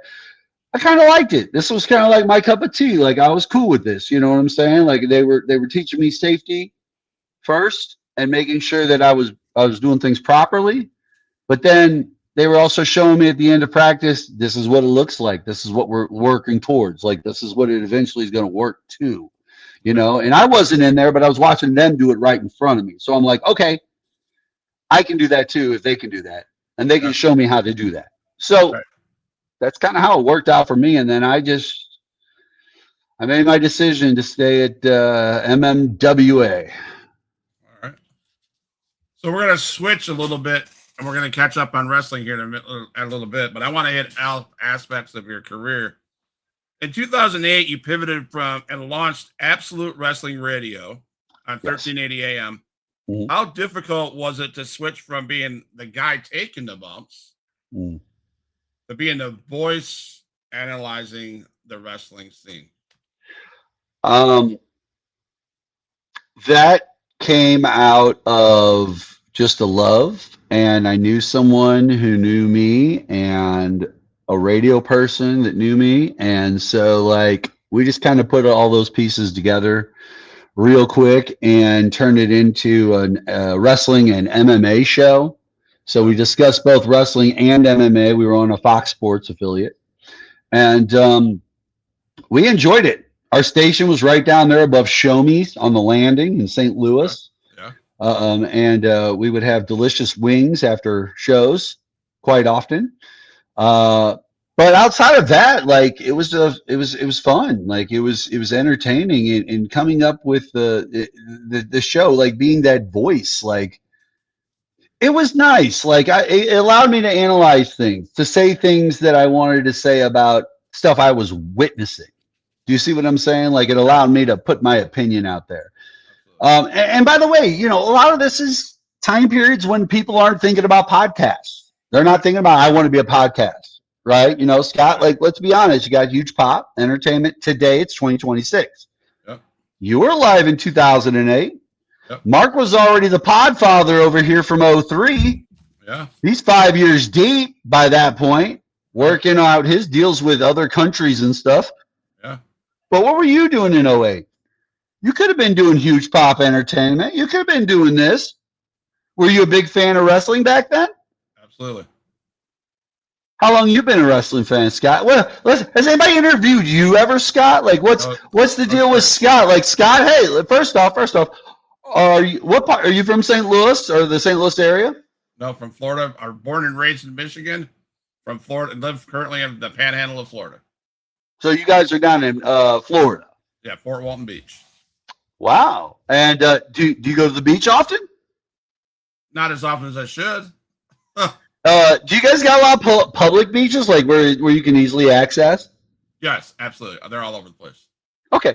I was just curious. Like, I know that there's probably people with houses on the beach and all that. Like, and I'm sure there was public beaches, but at the same point, living around a place like that, I'm sure you find other options too. So it's like, Yeah, I mean, let's be honest. My wife and I run an emergency shelter caring for 9 foster kids at a time, and they're our main focus. And I use this podcast as my way of self-care. And I love this is your therapy. This is my therapy. I'll be honest with you. And I love doing it. So do you watch all the wrestling shows? You want me to be completely honest? Oh yeah, go ahead. Be No, completely no. honest. Okay, that's fair. That's fair. There's a lot to watch. Like you can't see everything. Now you try to keep up on stuff. Obviously, you Right. might get a rundown. Some overview stuff. And I remember being in your position, so like I understand what it's like to host a show that talks about wrestling and professional wrestlers and all that other stuff and interviewing them. Right. So like I get it, what it's like to be in your show. And so Fort Walton Beach. What brought you down there? You're doing foster kids. Like, how'd you get down there? Well, my wife and I decided, probably 12 years ago, to move from Michigan to Chattanooga, Tennessee, to do our first stint of foster care. Lookout Mountain, love it. I had a Civil War reenactor gave me breakfast there. Nice. In Chattanooga. Yep. And then my parents moved when they were alive. They snowbirded down in Destin. So we visited and we found this where we're working now. We found we toured this place, and I was like, I don't know how long my parents are gonna be around, and I want to spend some time with them. So my wife and I decided, let's move from Chattanooga to Fort Walton Beach, and let's continue doing this, and that's what we did. So, all right, fair enough. I understand. And I'll answer That's the cool. question: do I watch wrestling? I watch Monday Night Raw and SmackDown, and then sometimes I hit AEW, which I love AEW a lot. But my big focus when I started a podcast was I didn't want to be like everybody else. I didn't want to be these content creators that all they did was complain, and fight with each other about the main stuff. When I first started this podcast, was the first time I seen an independent show, and I watched it down here in Panama City, and I fell in love with independent wrestling because then I thought to myself as I'm riding back from that show, I'm like, hey, why can't Huge Pop Entertainment be a platform to give these indie guys a shot to share their stories? That's fair. Hardly anybody's doing that. When I decided to do that, I'm like, I'm going to do that. I'm going to be unique. I'm going to be independent, strong, get the legends out there. So I reached out to a bunch of legends. Independent wrestlers, independent promotions. You should have Reckless Youth on. Reckless Youth. I'll write that down. Oh, Reckless Youth in the late 90s, like 99 through 01. Reckless Youth was like, that's what AJ wanted to be. That's what CM Punk wanted to be. Everybody wanted to be Reckless Youth. Those dudes all wanted to be Reckless Youth for real, because that dude had it made. That was Darby Allin. That was Darby Allin before Darby Allin was Darby Allin. Like, that's like 3 generations almost to Darby Allin ahead of him. Like, yeah. That's wow, man. Reckless Youth is great, dude. He's a fantastic. But he would be a great indie talent to have on and talk about. But yeah, that's my goal. And you were talking about radio stations, and I'll be honest, it's a pipe dream. But my dream is to be on radio. But I thought to myself, I'm doing a podcast. It's pretty much radio. It's my opinions. It's my show. I can give my opinions of whatever I freaking want. And so I'm just satisfied. Well, radio's it's a mixed game. Like you can either pay to play. You can always pay to play. The game of pay to play is always there. Listen, there's always a sales agent at a radio station that's willing to give you an hour on the radio if you would like it for $1,000 a week or whatever. Okay, but listen, $1,000 a week, and you can be on the radio. So for $1,000 a month, you can have a weekly show on the radio. Now, some people, they have the businesses or the contacts, or they're dealing in businesses that have the kind of revenue and revenue streams that can do advertising with a deep enough pocket to maybe cover a $4,000 thing like that.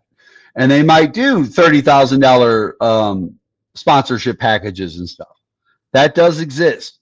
Most radio stations are getting $250, $300, $400 kind of packages.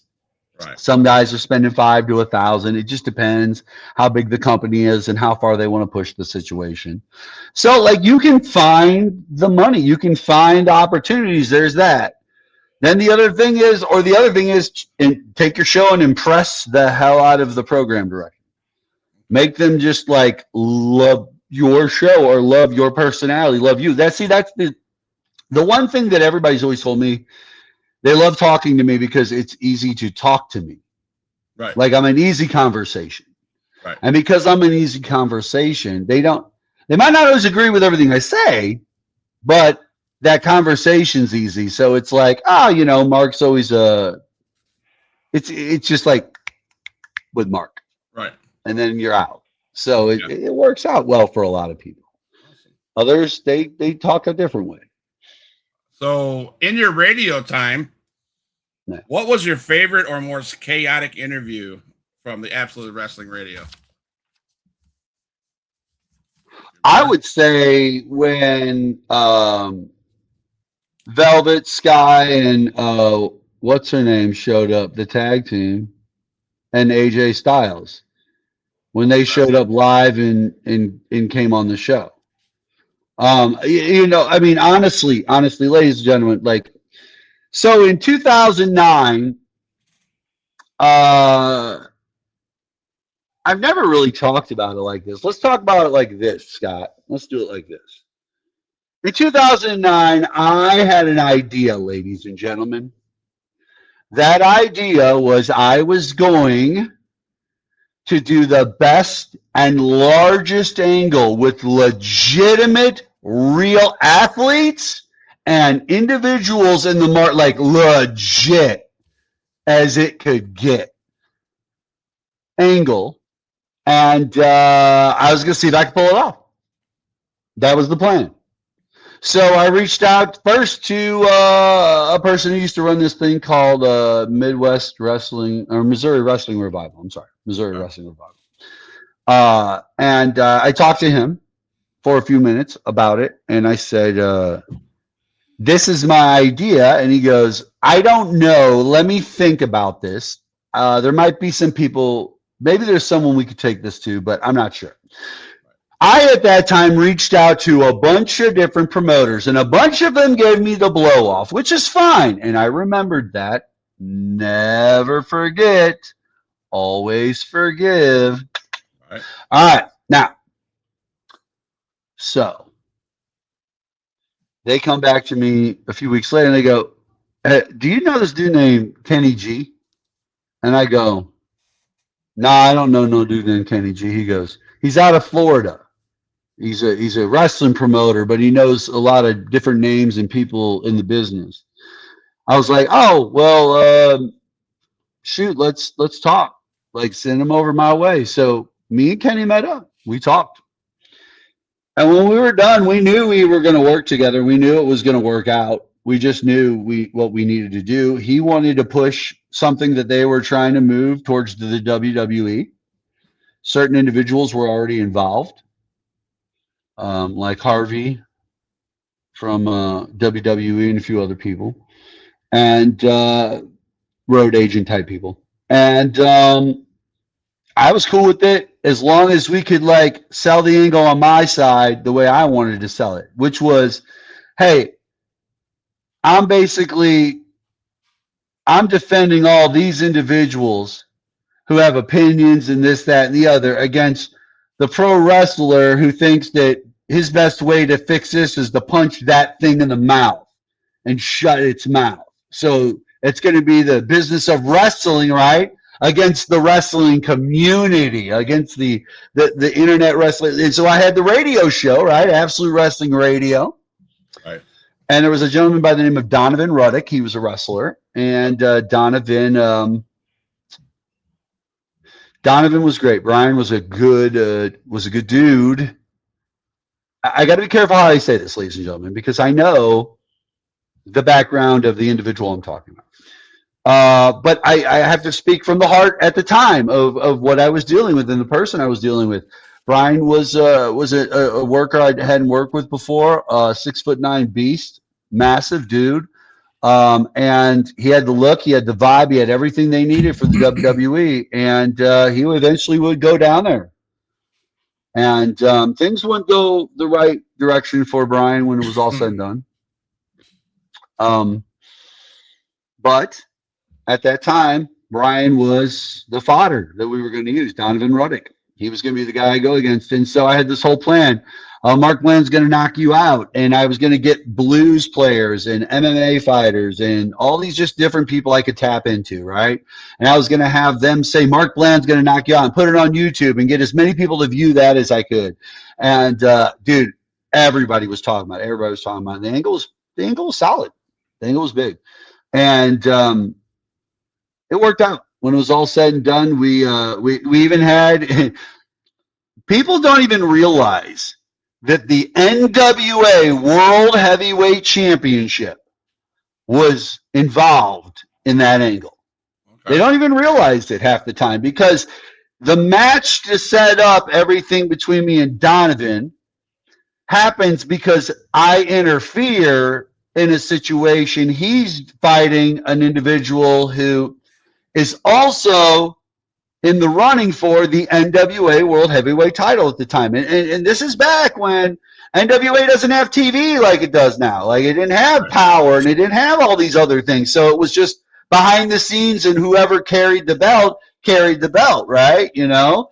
And sometimes it was, what's his name? The guy out of Chicago. Punk's friend and all that.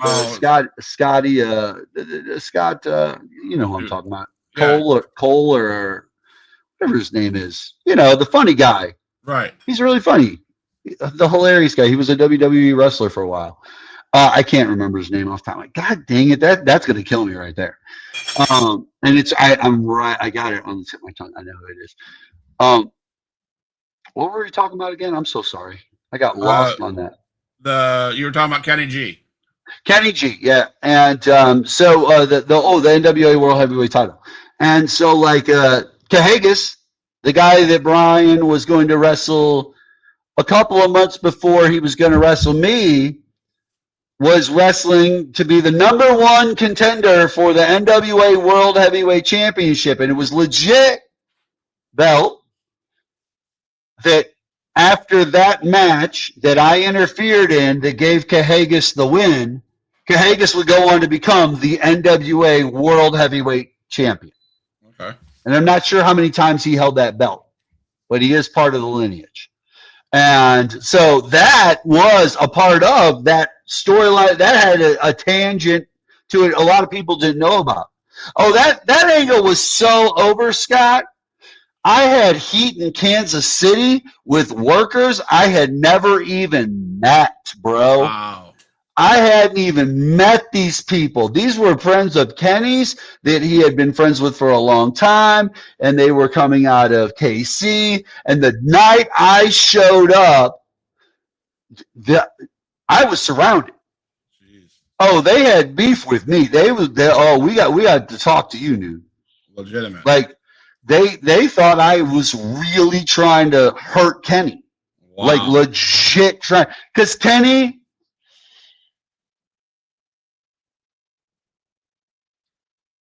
okay.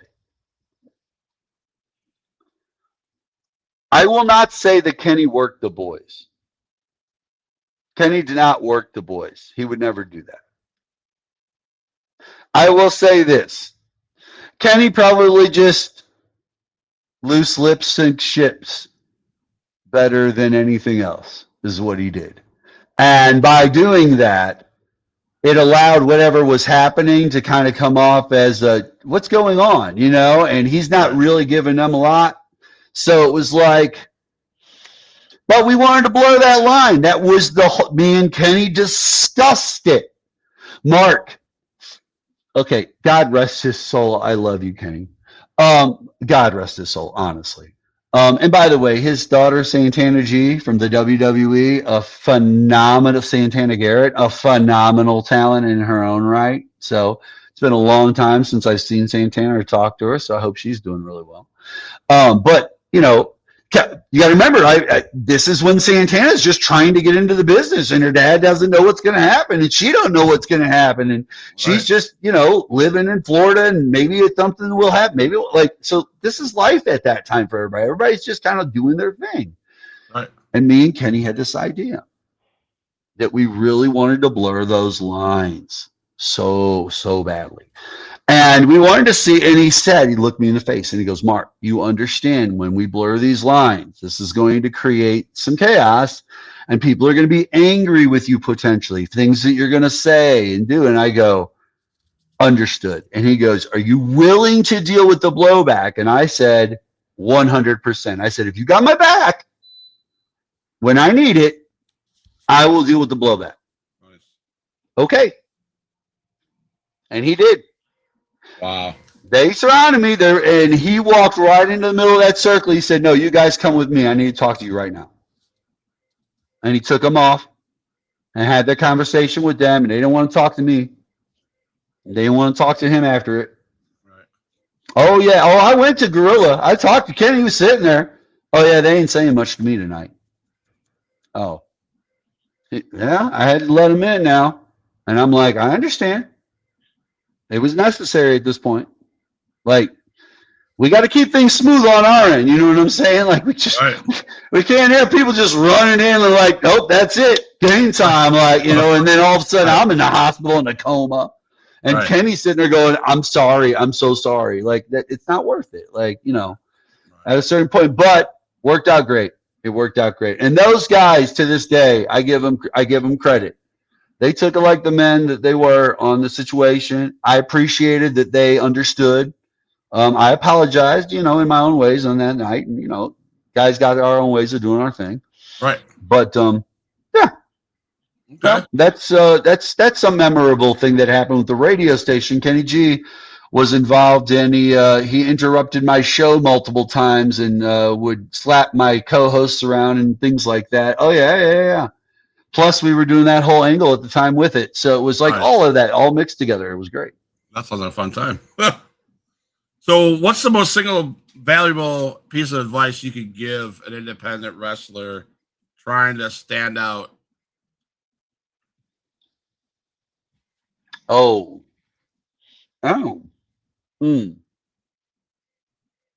It's not for everyone. You got to understand when it's not for everyone. You also got to understand when you've lost that desire. You have to be willing to walk away. Okay. I have seen men in St. Louis in the last 10 years do exactly what I just said. Lost that desire a little bit, really tough to find it, walked away a bit, came back with a fresh new feel, look, and vibe on what they wanted to do and focused on that, and boom, it worked out great for them. But it's not for everyone. And if you are in the business and you do like it, you do work in it, you can get burned out. You can get to a point where you don't want to do this another weekend. Like you skip a weekend or skip a couple of weekends, and before you know it, you're down to one weekend every 2 months.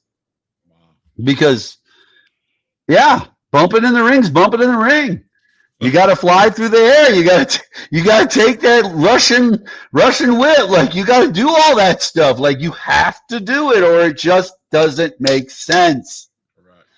Wow. Sorry, it just doesn't. Oh, you're right. So, when you got inducted, you were alongside Harley Race. The names Harley Race icons like Mischief. How does it feel to see your name next to those guys? Honored.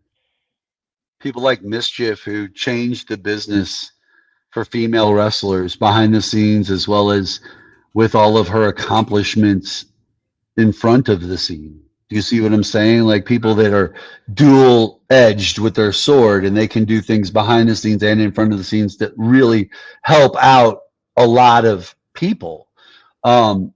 It's an honor to be, I knew Harley personally. He was me and Harley's relationship was always interesting. You know what I'm saying? He didn't mind me being around. I liked being around. Like I would try to come out to a show here and there. I wasn't around a bunch of shows, and I didn't get down to Eldon into the Lake of the Ozarks area to be a part of a lot of that as much as I wanted to. I only went down a few times, but I did know Harley. I did talk to him. I did hang out, and he was gracious enough to allow me to be there, to be a part of it, and to help out with certain things if I wanted to. And I did get to learn about some stuff and meet some great people. So, all these things come with the business, but when you get people that are like that are always looking to help the next generation, they're always willing to put a helping hand out. How can you be anything but honored to be standing next to those individuals? And all I can do to honor those individuals is try to put my hand out and help others as best I can. Right. Then again, nobody ever calls me, so I guess I can't help them if they don't call. That's right. So, would you say that induction made it click in your head that your legacy was permanent? Yeah, Yeah. I knew. That kid that's on the picture of my induction plaque and all that. That kid that's on the website. That's that kid that kid at the way he looks in that picture at that age. That's around the time when him and Randy are doing their thing, and that kid right there, he's at the top of his game in that picture. And Okay. that kid, he 100% earned his right to be in that Hall of Fame. Awesome. There ain't nobody in that there. There are people that are in that Hall of Fame that were in the ring with me, and it's the keeping up. Like it was fun. We had a good time. We all had a good time. I really did. I really did have a good time with a lot of great people, and it was a blessing. It was a blessing to even be inducted. It was a blessing to be a part of it, and I want everybody and urge people to come out on July 19th to Andre's, to the Independent St. Louis Wrestling Hall of Fame induction ceremony for 2026, and see Dr. Tom Seib, who was just on right before me, and see all the great wrestlers. Big Ben. Big Ben's on that list of people, and people don't know I had a relationship with Ben. It was because of my uncle. My uncle knew him in a different world, in his lawn care business that he had on the side. That was his own world. Like that was what his 9 to 5 and all that was. And so like he knew my uncle through that. And when I first got into wrestling, he was starting his own organization. So he was telling my uncle, oh, you need to tell Mark to come with us, work with us over here. And at that time, St. Louis was very, there was the old way and the new way. The new way was the ECW type guys. The Monday, the Monday Night Wars people. Okay.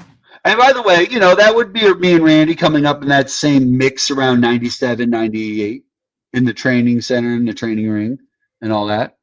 So like, that's that mix right there. So like we kind of are mixed in with those individuals who are part of that Monday Night War, like starting to like influence people type thing. Yeah. But we're before it. Because I was a good year before I saw any of those people start to really filter in. And then, well, yeah. Like. So looking back at your career, Mm-hmm. Is there a specific match, promo, or moment from your career that defines why you feel or why you are a Hall of Famer? If so, what is it?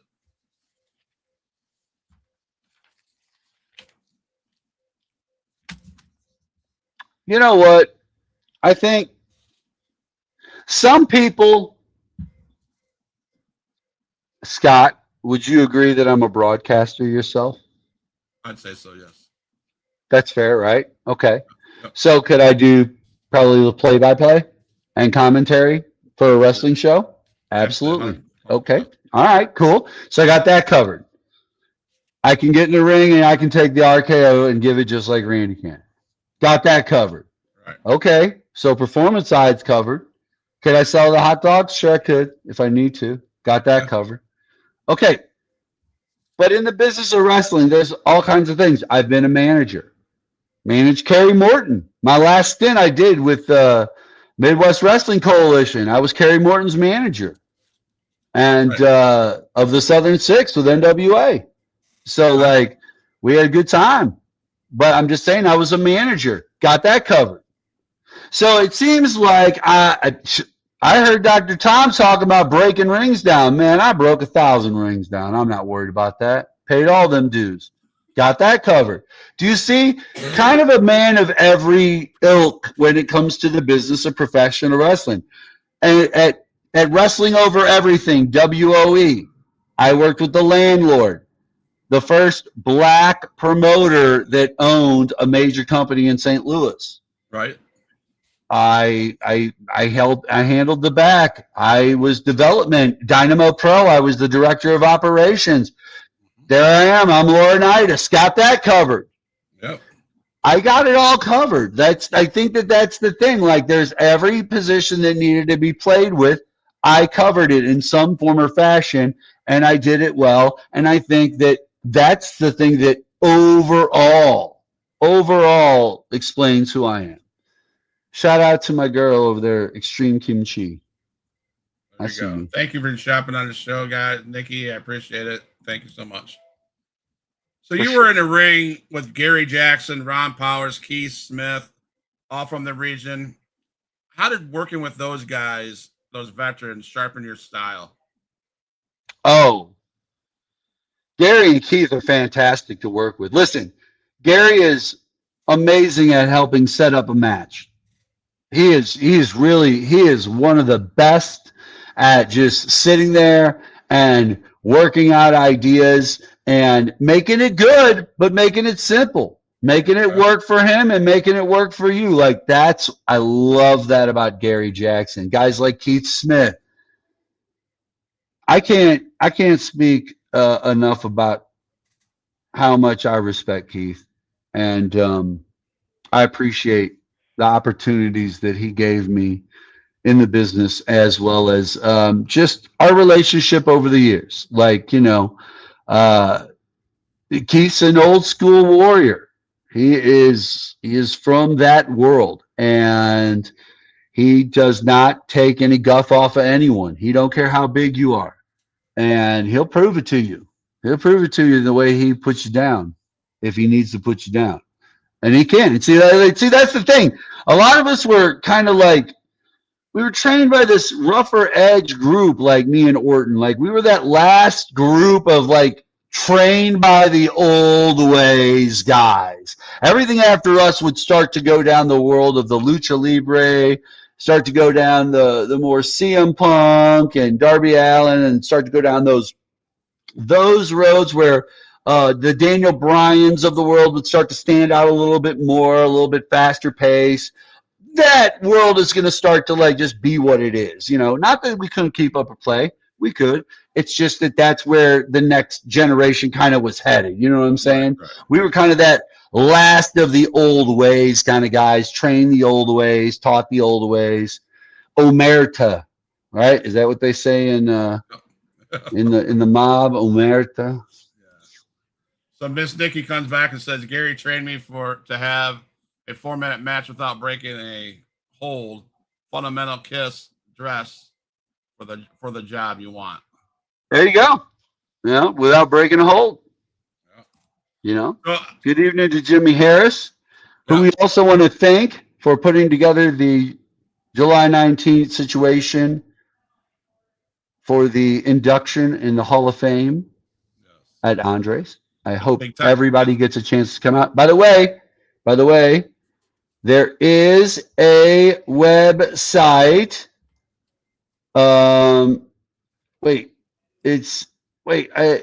It's independent St. Louis Wrestling. It's IW. I have this. I know this. I'm feeling so dumb right now. I apologize. I have the website. It was new to me. I didn't even realize it was there. I'm sorry. Is this it?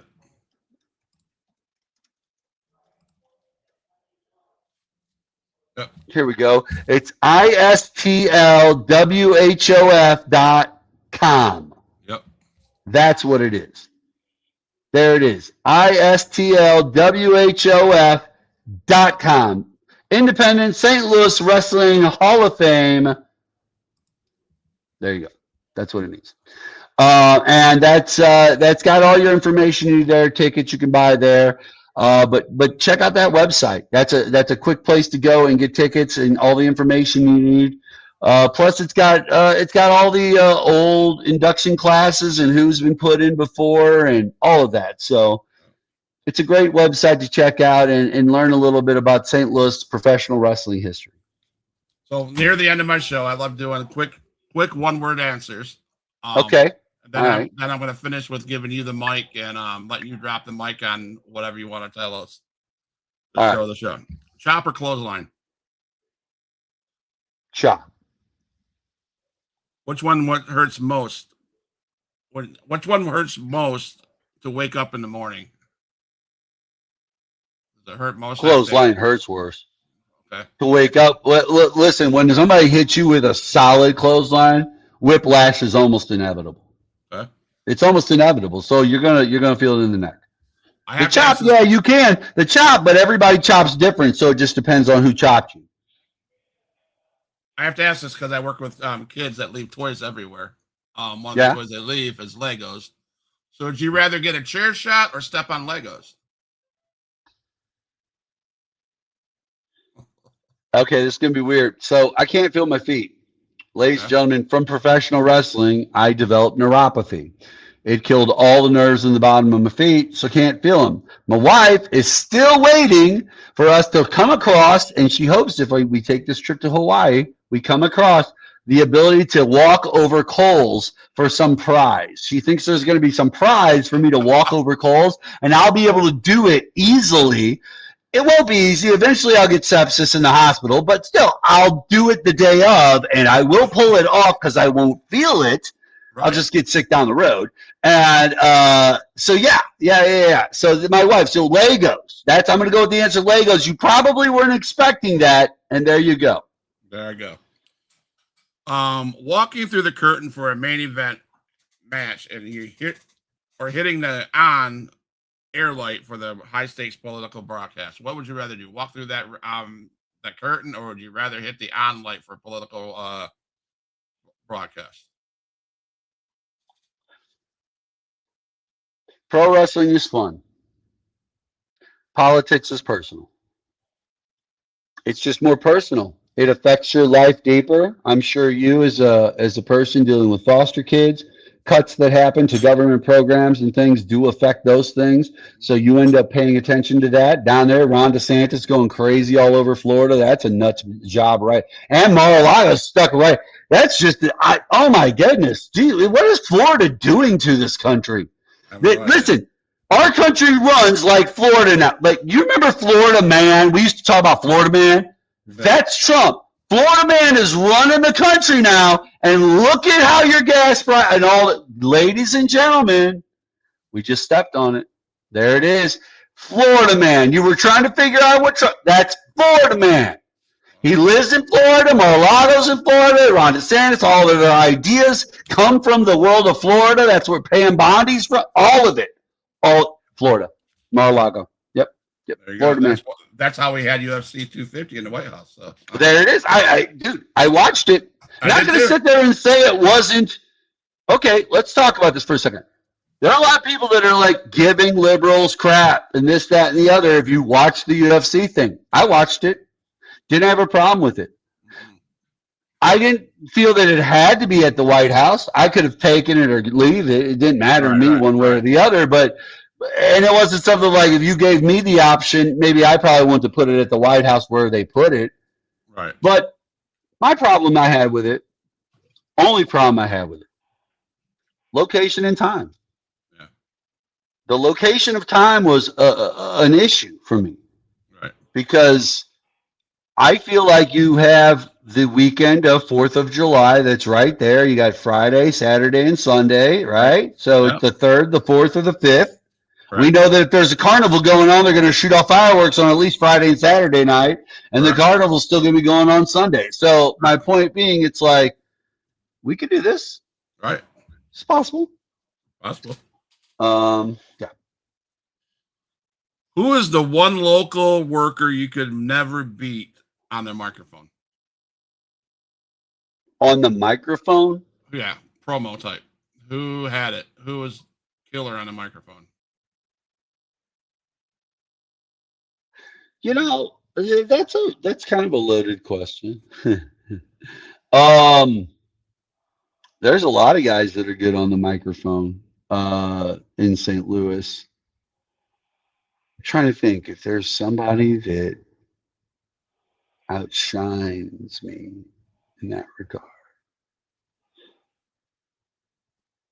You know, I used to love my battles with Travis Cook. Okay. He's at SICW now. I don't know what he does over there. I think he manages still. But when we were in Dynamo Pro, Travis was the manager that I would go up against the most often as an executive director. And so my interviews and inner conversations with Travis were interesting in themselves. I wouldn't say that he necessarily outshines me on the microphone. What I will say is that there are certain people that they throw up what I consider equal, like fireworks, right? We're talking about 4th of July. Some people just do blue fireworks. Some are red. Some are yellow. Some are green. But they're all the same size. Do you see what I'm saying? They're all the same size. They're all pretty, but they're just different colors. That's how it is. That's everybody's kind of a different color, and everybody's kind of a different thing. So that's how it works itself out. I got to show you this. We're talking about Florida Man. So Nikki says, I can't wait for the Tartan Army to meet the Florida Man. Yeah. You know, I listen, politics, like I said, it's personal for me. I love politics. I love discussing it. Flipping that mic on to discuss whatever. With Trump, it's for me, it's easy. It's crazy next thing that he's done, whatever he's done. Falling asleep today and this, that, or the other. Said that he was going to do this. I'm sure that if I went right now to Twitter, I bet you there's at least 15 new things that man did today or said. Probably. Yep. Legitimately. Yep. And I know one of them's probably, yep, I'll run for president again in 2028. Yep. I could bet on it. I haven't even looked. Right. So I call this question first thought. What is the first word that comes to mind when you look at young Randy Orton from the early Southern Illinois Conference days?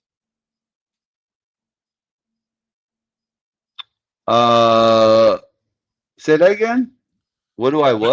What's the first word that comes to mind when you see when? Oh, I see what you're saying. When I think of Randy from back in those days. Yeah.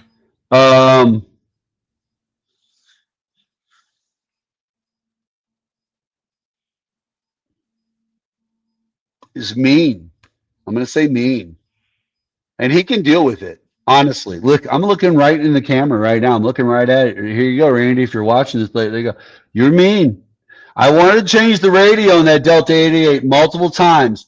All that corn you kept playing, and I wanted you to listen to just some hip hop with me. Sometimes you wouldn't do it. Mean. You were just being mean. There it is. Okay. There it is. And he can deal with it. Let him. So what is the number one pet peeve that a young wrestler can do in your locker room? I don't look at, like, listen, there are things that I do hold dear and true to heart. There are, like I said, Omerta earlier, like I'm from that last fraternity where we just kayfabe all day long. Like it was kayfabe. Like you don't tell anyone. When you're in town, dude, there were towns where like, yeah, we went to the bar and hung out afterwards and people came from the shows to the bar and they want to start fights with us. Like the old stories you heard like that, like, yeah. And it was 1998. It was 1999. It was back in the 90s. As I like to say, back in the 1900s. Okay. Way back then. Yeah. A different world. A meaner world, Scott. Yeah. You remember when bicycles had really big front tires and super tiny back ones? Yep. Amen. That's right. That's right. So outside of yourself, Mr. Mark Bland, who is the most dangerous person inducted alongside of you in the Hall of Fame?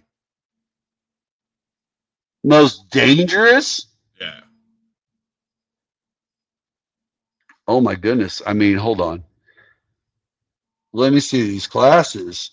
I gotta go class by class. Okay. Well, it's not Herb or Tony Costa. I was a lot larger than Tony, and well, Herb's really old, so he's not real scary. So I'm not going to go with one of them. I'm trying to think, Danny Boy's up there. Keith Smith's up there. Giant Assassin's up there. Those are some names I could put up there on that list. John Blackheart, probably be in that run. Ron Powers would be in that run. I'm just going through each one. I'm looking and seeing what we've got. Well, not Pete Parisi. He definitely wouldn't be. And Earl Ebner definitely would not be. Let's see. Chaz Weston, could be up there. Hey, listen, no one's ever going to take anything away from Moondog Rover, right? Right. No one's ever going to take anything away from Moondog Rover. And maybe, and only because I'm trying to be nice here, maybe Extreme Kim Chi. That's it. That's it. Oh, and Big Mama Love. Big Mama Love. She probably would hit me with one of those clotheslines I would feel the next day. Nikki says Steve Sharp. I would body press Steve Sharp. I'm not worried about him. That's just a boop, bye. See ya. Goodbye. Well, it's He's top heavy. Listen, when you just if all you do is upper body and them legs never get worked on, I got just a little doop, done. Going over the top, Nikki. Come on. I will say this, Mr. Mark. Thank you so much for making this a very entertaining, very fun show. I love the personality you brought to this Huge Pop Entertainment. I really did. You've encouraged me in ways. I appreciate it. One thing I did take away from this is you said, I can't remember how it said it, but you basically said, be who you are. Be Scott. Be, and do it. If you're going to do it, do it. And so I love you that. and me were talking about the radio stuff, and I know for you, the radio stuff, you want to get into that world, and I don't have a problem trying to help an individual get into that world. Right. If I know people in that area, that's the first issue that I got to figure out. But outside of that, it is what you said. It's just about, hey, if you're going to do this, just do it. Like they always say, great salesperson doesn't worry about all that BS. Make the product, sell it. Make the product, sell it. Focus on make the product, sell it. Make the product, sell it. It will naturally build itself to where it needs to be. It doesn't need you to keep trying to pick it. It just make the product and sell it. So see if you are still popular and keep going. Right. That's why we drink Coca-Cola, right? There it is. Right. That's right. Mexican Coca-Cola, by the way. Mexican Coca-Cola. Only Mexican Coca-Cola from Alligator Alcatraz. That's right. Aha! That's right. That's right, sir. I just want to say thank you, Mr. Mark Bland. No problem, man. Huge Pop Entertainment. We've been talking about St. Louis Wrestling Hall of Fame. July 19th, am I correct? Are you coming up here? I wish I could, but I will say this. Where I work, my wife and I only get 36 days off a year, and so every other month we take 6 days. And of course, since I'm leaving on a plane in 6 hours. Where are you going? Dubuque, Iowa, for a promotion. It's their first ever show. DCW Dub City Wrestling. Out of Dubuque, Iowa. Austin Aries is you say 3CW? 3CW? Yeah, DCW. Oh, DCW. Yeah, so I'm looking forward to that. My buddy, he started a promotion and he called Huge Pop Entertainment and said, hey, actually, he was my first ever guest on the show. That's 3 cool. years ago. So I'm going up to finally meeting the guys that I've. Listen, Iowa's got some good wrestlers up there, man. They do. Right. It's got some talent. I have to say thank you so much for being on the show. And if you could close with one line, tell everybody, if you could give anybody, get something off your chest, I don't care what it is. What would you say to close the show?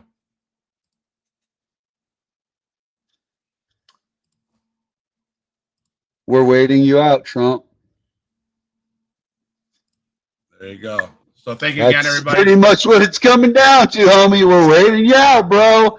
However you want to get there, we're waiting. Thank you, Mark. Don't go anywhere. I'd like to talk to you real quickly after the show, off the air. Sure. This has been Huge Pop Entertainment. We had 2 guests on today. We had Tom Simon. We had Mark Bland. You heard all about legends. You heard all about old school wrestling, guys. And this is where we need to go back to and look at some old school wrestling. Look at the wrestling at the Chase, the St. Louis wrestling. Look at it and listen. One more comment before we go. Jim Harris says, going to be a fun Hall of Fame and some pretty awesome updates and plaques. Thank you for Jimmy. Thank you, Nikki. Thank you. Let me see who else popped in here. Scott, thank you guys for coming in. If you haven't been subscribed to the YouTube channel, please do so. And as always, like I'm going to say. And before we do, it was just, why don't we be the first to congratulate that Hall of Fame class of 2026? Hey, there it is. We did it. We did it. Congratulations. Congratulations, Hall of Fame class of 2026. Yes, that'd be really disrespectful if we didn't say that. Thank you, Mark, for bringing it up. That's the whole point. We were going to talk about the Hall of Fame. Yeah. So thank you so much, and congratulations to the St. Louis Wrestling Hall of Fame 2026 class. Thank you to all the classes that came before them that laid the groundwork for what we have today as pro wrestling. Especially class of 2025. Really, really important. Absolutely. It's it might be the most, I'm sorry. I'm not going to let you end the show with it unless, oh, wait a second. Are you kidding me? You can't just go straight there and see it. Oh my goodness. You can't hit the next button to get to that class. Oh my goodness. Do you see what I'm saying? Like this is craziness. Just as craziness. What about this website, right? I don't know. If I would have got to that last one, I said Ace Strange could be on that list, right? I could have put Pete Madden on that list, or Sadie Blaze, or Ed Smith. There are a bunch of people I could be putting on that list. Maybe Steve Sharp, maybe not. I don't know. I couldn't even get to the end of the list. No, we don't know. No, I don't know. I just don't know. All right, Huge Pop. That's all right. This is Huge Pop, the as they call me, the Stirp, the Pot Stir, the Pod God. Thank you guys for another amazing night. We appreciate you guys. Huge Pop Entertainment. Check us out this coming Friday. We'll be live from DCW, Dub City Wrestling, Dubuque, Iowa. Live independent action. Till now, we're out.